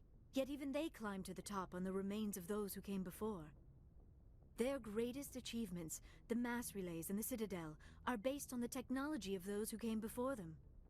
And then, like all the other forgotten civilizations throughout galactic history, the Protheans disappeared. I have dedicated my life to figuring out why. They were wiped out by a race of sentient machines, the Reapers. The Reapers? But I have never heard of. How do you know this? What evidence do you have? There was a damaged Prothean beacon on Eden Prime. It burned a vision into my brain. I'm still trying to sort out what it all means. Visions. Yes, that makes sense. The beacons were designed to transmit information directly into the mind of the user. Finding one that still works is extremely rare. No wonder the Geth attacked Eden Prime. The chance to acquire a working beacon, even a badly damaged one, is worth almost any risk. But the beacons were only programmed to interact with Prothean physiology. Whatever information you received would have been confused, unclear. I am amazed you were able to make sense of it at all. A lesser mind would have been utterly destroyed by the process. You must be remarkably strong-willed, Commander. Okay, this isn't helping us find Saren or the conduit. Of course, you're right. I am sorry, my scientific curiosity got the better of me. Unfortunately, I do not have any information that could help you find the conduit, or Saren. BioWare actually does have a bit of an explanation for this, about most, not all, because there are exceptions to this rule, but most of the advanced intelligent species in the galaxy of Mass Effect are bipedal with faces. This is, of course, a natural extension of the fact that Mass Effect was built originally within the Unity engine, right? Which infamously, or no, not Unity, Unreal. This was built in Unreal, which old Unreal had a lot of trouble modeling anything that wasn't bipedal, especially for animations. And so it stems from a natural technical issue of basically the only non-bipedal races being Hanar and Elcor, right? And then like Keepers and stuff like this, but the vast majority are human-shaped. BioWare, in their own methods to canonize and explain away in a relatively scientifically concise way why this is, have posited a fairly common scientific theory that is the canon within their own universe, that if there is advanced life that is carbon-based, it is reasonable to assume that it would occur on planets that are Earth adjacent, meaning that they exist within a certain radius of the sun, of their stars, right? They're about approximately the same size, so they have about the same gravity, and that they would breathe the same air. And so it makes sense for a lot of species that have become advanced to be bipedal with predatory vision, bifocal forward-facing vision with standard respiratory systems. Right. There's a lot that can play into it. You're absolutely right. But this is BioWare's official canonization, right? This is that is their official explanation that any sufficiently advanced race would be human-like, even if it's not strictly human. Turians are a good example of this. They're descendant of avians, and their bodies are not based upon amino acid chains. Turians and Quarians actually process dextro acids. And so they cannot eat the same food that amino acid creatures can eat. They have entirely different digestive systems and nutrient needs. But they are vaguely human-shaped, even if both of those races, or no, even if Turians have backwards knees and stuff like that, and they are descendant from birds. I don't know why Saren wanted you out of the picture, but I think we'll be a lot better off if we bring you along. Thank you, Commander. Saren might come after me again. I cannot think of anywhere safer than here on your ship. And my knowledge of the Protheans might be useful later on. And her biotics will come in handy when the fighting starts. We've already got every other non-human species on board. Might as well add an aside. Why is that so racist sounding? Thank you, Commander. I am very grateful. Oh, I am afraid I am feeling a bit lightheaded. When was the last time you ate or slept? Dr. Chakwa should take a look at you. It is probably just mental exhaustion, coupled with the shock of discovering the Protheans' true fate. I need some time to process all this. Still, it could not hurt to be examined by a medical professional. It will give me the chance to think things over. Are we finished here, Commander? I feel like one of the mods I have... I thought we were supposed to see the flashback sequence about here again, but I guess not. It makes sense if one of the mods I have that changes some of the story triggers took that out, because you really don't need it here. Go see the doctor. The rest of you, dismissed. Mission reports are filed, Commander. You want me to patch you through to the Council? Well, sure thing. Patch him through, Joker. Setting up the link now, Commander. Received your report, Commander. I understand Dr. Tassoni is on the Normandy. I assume you're taking the necessary security precautions. Don't tell me how to do my job. You are free to act as you see fit, Commander. Our role is to offer guidance and advice. It's up to you if you're smart enough to listen. I'm not gonna disconnect yet. They haven't pissed me off enough. Liara's on our side. The Geth were trying to kill her. Benezia would never allow Saren to kill her daughter. Maybe she doesn't know. Or maybe we don't know her. We never expected she could become a traitor. At least the mission was a success. Apart from the utter destruction of a major Prothean ruin. Was that really necessary, Shepard? The Geth were crawling all over those ruins. We were lucky to make it out alive. Of course, Commander. The mission must always take priority. Good luck, Commander. Remember, we are all counting on you.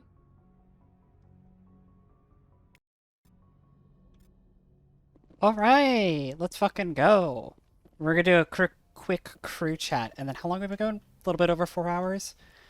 We're probably gonna call it, because there's not a lot that we could, like, get done right now. Without getting too deep into the weeds. 4 fucking points, Jesus. I do want to get better marksmanship.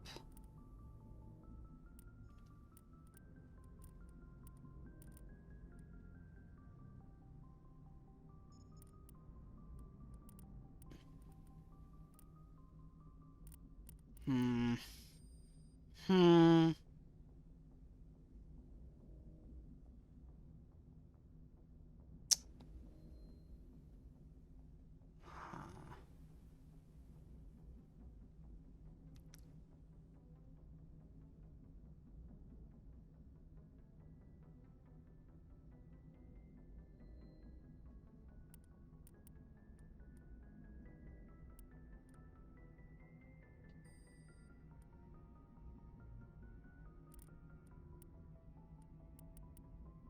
I think we're gonna... Yeah, I'm gonna go up to this, and I'm gonna start working towards master decryption. Yeah, we'll do this. Having electronics and tactical armor is really cool, right? Because tactical armor increases your damage reduction, right? But also gives you shield boost, which increases your shield regeneration for a time. And electronics increases your natural shield capacity. So, like, this plus this means you barely have to really go into fitness, aside from if you want to pick up immunity, because you just have so much health. You have so much shield health, per se. It's a really interesting way of playing the game, I think.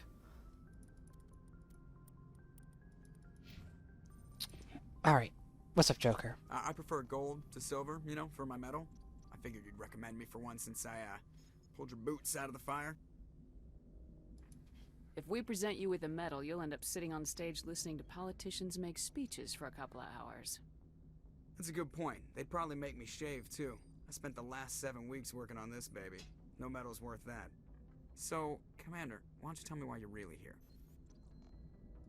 I have to go. Alright, see ya. No, I have no other reason to be up here. I just wanted to hear your wisecracks, Joker.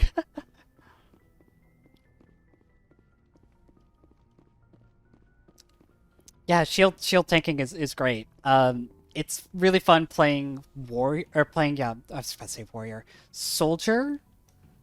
Playing soldier with electronics as your bonus perk, because you could do that, right? Because I usually don't start with assault rifles as a standard perk, right? I could get this as a bonus perk because I've beaten the game as a soldier before, and because I've beaten the game as an engineer, I could get electronics as a bonus perk. And so I could go into soldier, who gets a lot of health bonuses and health regeneration, and tactical armor, and then I can give them electronics as their bonus power. And so then you just have infinite amounts of health. You have huge amounts of health, huge amount of health regeneration, damage resistance, huge amount of shields, huge amount of shield regeneration. It's so good.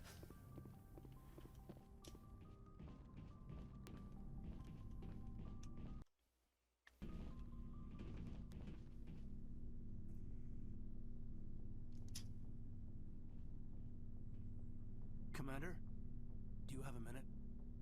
What's on your mind, Lieutenant? Off the record, I think there's something wrong here. This Saren is looking for records on some kind of galactic extinction, but we can't get backup from the Council? Sorry, Commander. There's writing on the wall here, but someone isn't reading it. We've got our orders. Bellyaching won't change them. I hear you. It just seems like a group that's been around as long as the Council should see this coming. Sorry if I got too informal. Protocol wasn't a big focus back in Bot. Tell me about it. Biotic acclimation and temperance didn't last past the airlock. To the kids they hauled in, it was brain camp. Sorry, hauled in is unkind. We were encouraged to commit to an evaluation of our abilities so an understanding of biotics could be compiled. There are worse results of accidental exposure to element 0 in the womb. Beats the brain tumors some kids grew up with. I heard all about that. How companies would arrange accidents to expose people to element 0. There was never any proof of that. It's not what happened in my case, anyway. My mother was downwind of a transport crash. It was before there were human biotics, a little after the discovery of the Martian ruins. It only gets iffy around 63 when Kinetics was running out of first-gen subjects. Until then, they'd relied on accidentals. A bunch of guys in suits show up at your door after school, and next thing you know, you're out on Jump Zero.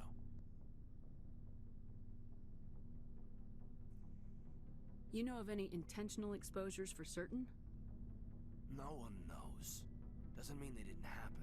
As big as the exposures were, it was hard to track down accidentals. It was different then. No one knew the potential, so there wasn't a lot of regulation. Anything Kinetics did was gold. I'm not saying they intentionally detonated drives over our outposts, but in retrospect, they were damn quick on the scene. Gotta love it. So for those of you who might be out of the loop, Element 0 is the sci-fi magic in this game. It's the element that makes all of the space travel work. It is also the element that is responsible for biotics. Essentially, if you are exposed to enough Element 0 when you are young or in the womb, your body and your nerves begin to develop the ability to generate Mass Effect fields on command, right? It's not midichlorians, it's science chlorians, right? Because it's not the Force, it's Mass Effect fields. Mass Effect fields being these tiny little rips in space that allow you to alter the mass of objects within their space, right? Mass Effect fields in themselves are kind of this whole sci-fi mumbo-jumbo. Yeah, and in the future, it's extremely heavily implied that the equivalent of space BP would intentionally dump Element 0 dust over colonies to generate a spike in biotically attuned children that they could run experiments on to develop human biotic amps and stuff like that. And yeah, as Caden says, if you were lucky, you know, you got hauled off to a joint military corporate like training camp where they got to study you, and if you were unlucky, you got stage 3 brain cancer. Like, it's really bad. Jump Zero is Gagarin Station, right? What's it like? Yeah, that's the official name. Biggest and farthest facility we had for decades. Right on the termination shock, the outer edge of the solar system. It's where they did all the Goose Chase FTL research before we caught on to using Mass Effect fields. It was a sterile research platform when I was there. There were other kids in the same boat, right? At least you weren't alone out there. That's true. We did have a little circle that'd get together every night before lights out. We didn't have much to do, though. It was a research platform then, and Kinetics kept Jump Zero off the extranet to prevent leaks.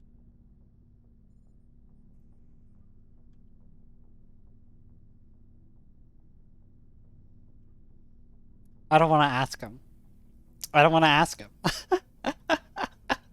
Do it, just get in there, you know, like, you know exactly what I'm getting at then, huh?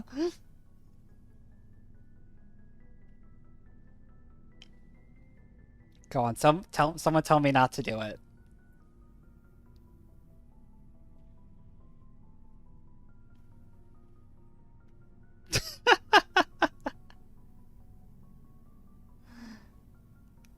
You sure you don't want me bringing up this kid's trauma?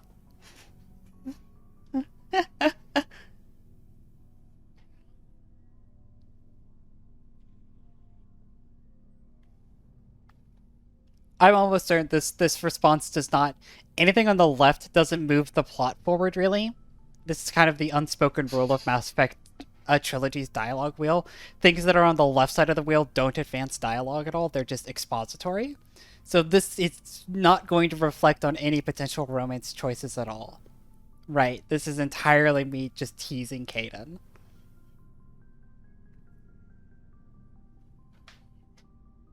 You were all teenagers.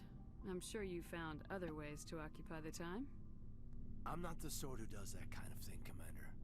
Not lightly, anyway. There was a girl I spent a lot of time with, but we kept our clothes on. Rana. She was from Turkey. Her family was very rich. But she was smart and charming as hell. Beautiful, but not stuck up about it. I think you'd have liked her.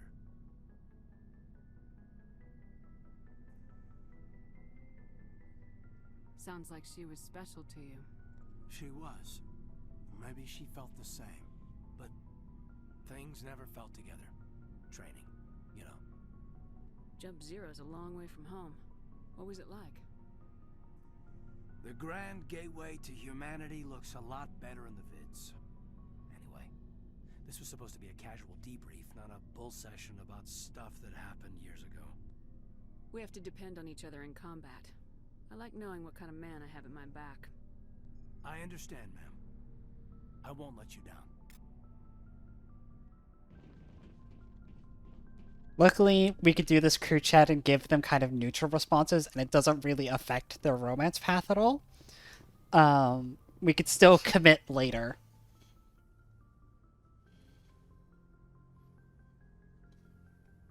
Commander, are you coming to check up on me? You look much better. How are you feeling? Dr. Chakwas assures me I am going to be fine. I was impressed with your knowledge of Asari physiology. This is why I let people change their votes, because my descriptions had to be brief and also spoiler-free, and as a result, are descriptive of the character, but not super descriptive, right? It's better to see. You're in good hands. Dr. Chakwas knows what she's doing. You can't exactly fit everything in. Thank you for saving me from the Geth, Commander. If you hadn't shown up, I had to save you. You can help me stop Saren. I know you took a chance bringing me aboard this ship. I have seen the way your crew looks at me. They do not trust me. But I am not like Benezia. I will do whatever I can to help you stop Saren. I promise. Don't worry, Liara. I trust you. I know you won't. Oh no, Tara's just making fun of you for being a boy like her. Don't worry about it. Thank you. Tell me about yourself, Liara. Me? I am afraid I am not very interesting, Commander. I spend most of my time on remote digs, unearthing mundane items buried in long-forgotten Prothean ruins. You must enjoy something about it. I love my work. Seeking out history's lost secrets has a special appeal for me. You were actually touched by working Prothean technology. That is why I find you so fascinating, Commander. Sounds like you want to dissect me in a lab somewhere. What? No, I did not mean to insinuate. I never meant to offend you, Shepard. I only meant that you would be an interesting specimen for an in-depth study. No, that's even worse. Lesbians in chat, where you at? Where you at, lesbians? Come collect your lady. Calm down, Liara. I was only joking. Joking? Oh, by the goddess, how could I be so dense? You must think I am a complete and utter fool. Now you know why I prefer to spend my time in the field with data disks and computers. I always seem to say something embarrassing around other people. Please, just pretend this conversation never happened. I should go. I can't do that. Goodbye, Shepard. You're live on the internet. I've recorded it for posterity. I'm sorry, Liara, it's over.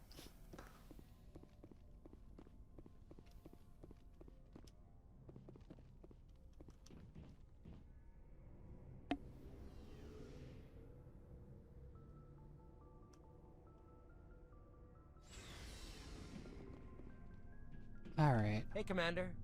Looking for some extra... Well, as long as... Hell, the license is alone. Let's see what you got. Bet, Commander. Alright. How fucking... God, I'm so far off of getting the fucking Spectre gear. Ugh.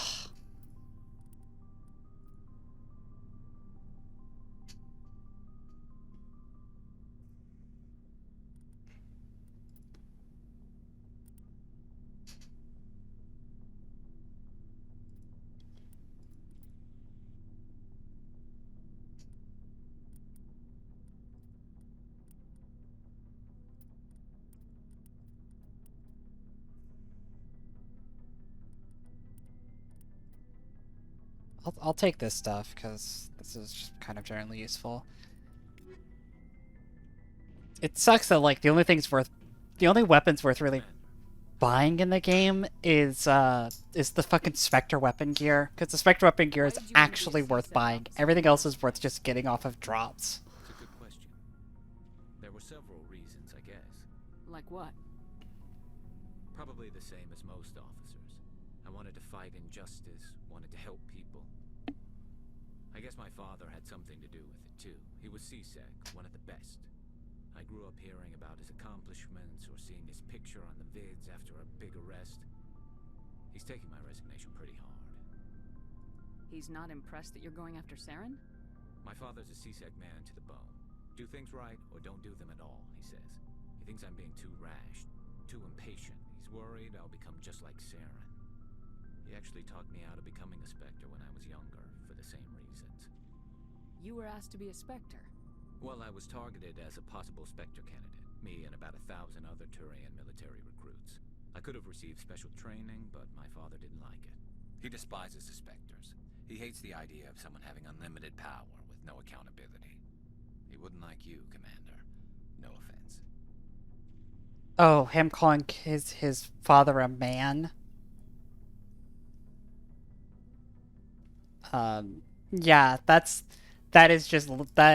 just it's you know, they all speak English, perfect English. Not all Spectres are like Saren, you know. Of course not. But Saren's not gonna play by our rules, CSEC's rules. If you want to nail Saren, you need to send someone who isn't restricted by policies and procedures. You're a quick learner, Garrus. We'll beat him at his own game. It's the only way to stop someone like him. I'm right behind you, Commander. So... Something, stay behind me, Garrus. It won't be long now. Saren's good, but I'm better. Good. He's rotten. To the core. I could tell as soon as I met him. Why didn't you tell me this sooner? I would have if I thought it was important. I'll decide what's important. Now tell me how you know Saren. This was a while ago. A bunch of mercs were bragging about a job out near the edges of the Terminus systems. They said it paid well and the boss was never around to ride them. They said he was looking for more men, too. So I checked it out. That is the classic BioWare dialogue wheel option of, like, these lines just don't really match up sometimes. It wasn't that open, and he only showed his face once. We'd been raiding ships in the area for months when we took out this massive cargo freighter. Our biggest haul yet. I was on board checking bodies for valuables, looking for some extra credits. That's when I saw him. What did Saren want with the ship? I don't know what he wanted. He was just moving for the ship. Thank you, Heather. Couple of the mercs called him by name, but he never spoke to them. Never spoke to anyone. I had a really bad feeling about him, so I got the hell out. Didn't even wait to get paid.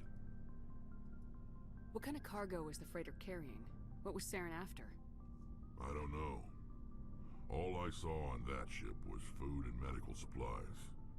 There were some basic weapons, but nothing big. If there was anything of value on that ship, I didn't see it. That's why I didn't mention it sooner. Whose ship was it? There was a Volus trading vessel. Big one. Lots of guards, but they were no match for us. That's the only time you saw him? Big drum of jelly. Yeah. Didn't even know who he was. Still wouldn't if I hadn't joined up with you. But my instincts were right. Every other merc on that mission turned up dead within a week. Every damn one. So long, Rex. Shepard. Alright, Ash. Commander, you have a minute to talk? Is this duty-related, Chief? No, ma'am. Well, maybe. I know things are different aboard the Normandy, but I'm concerned about the aliens, Vicarian and Rex. With all due respect, Commander, should they have full access to the ship?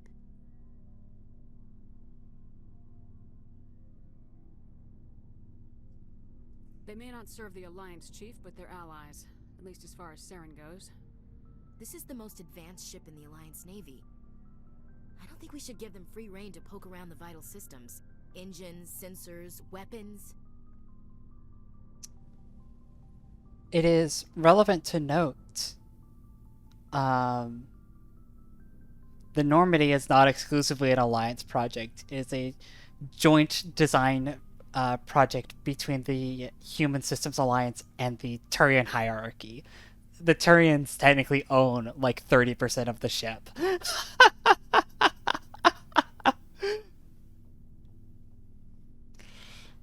That's enough, Chief. You always second-guess your superiors? Ma'am, no ma'am. I'm sorry, I was out of line. I'll get back to my duties, Commander. Shot down. Commander? Do you have a few minutes to talk? One-on-one? I'm sorry, Commander. I need to get my duties squared away. I wouldn't mind talking more later, though. Dismissed, Chief. Ma'am? No, I will give Ashley credit. She does get better. Right. She definitely gets better. But yeah, she's pretty rough in the first Mass Effect game at times. Hello, Shepard. Are you okay? I don't know. Your ship is amazing, and your crew's been really great to me, especially your chief engineer. But I just sort of feel out of place. The Normandy runs so smooth it feels like we're not even moving, and the engines are so quiet. How do you sleep at night? The silence wakes you up? Back on the flotilla, the last thing you want to hear is silence. It means an engine's died or an air filter shut down. I guess you don't have to worry about that here. But old habits die hard. But it's more than just the silence. This ship feels so empty. It's like half the crew is missing. Back home, I couldn't wait to go on my pilgrimage. I couldn't wait to get away from the crowds. Now that I'm out here, I kind of miss them. Like I'm not trying to defend Ashley in her entirety, right? But it kind of makes sense within this game. This game is a lot more intense with its interracial kind of like dialogue that it has going on. Humans are definitely like the lowest on the totem pole in this game in a lot of ways. Not the lowest, but they're lower than the council races. And like additionally, specifically when it comes to the Turians, a lot of humans have issues with them because this is only this is a generation separated from the first Contact Wars, right? The first armed conflict humans had with the Turians, which they lost. Humans lost that war badly, and would have been in real serious trouble if the Council hadn't intervened on the side of humanity. And after humanity did that, we've basically been fighting a proxy war against Batarians for the last 30 years of game time. A proxy war that is so old that it predates Shepard's birth. If Shepard is a colonist, right, like mine is, her colony is a casualty of the Batarian proxy wars, right? That's so it kind of makes sense for humans to be a little tentative around aliens,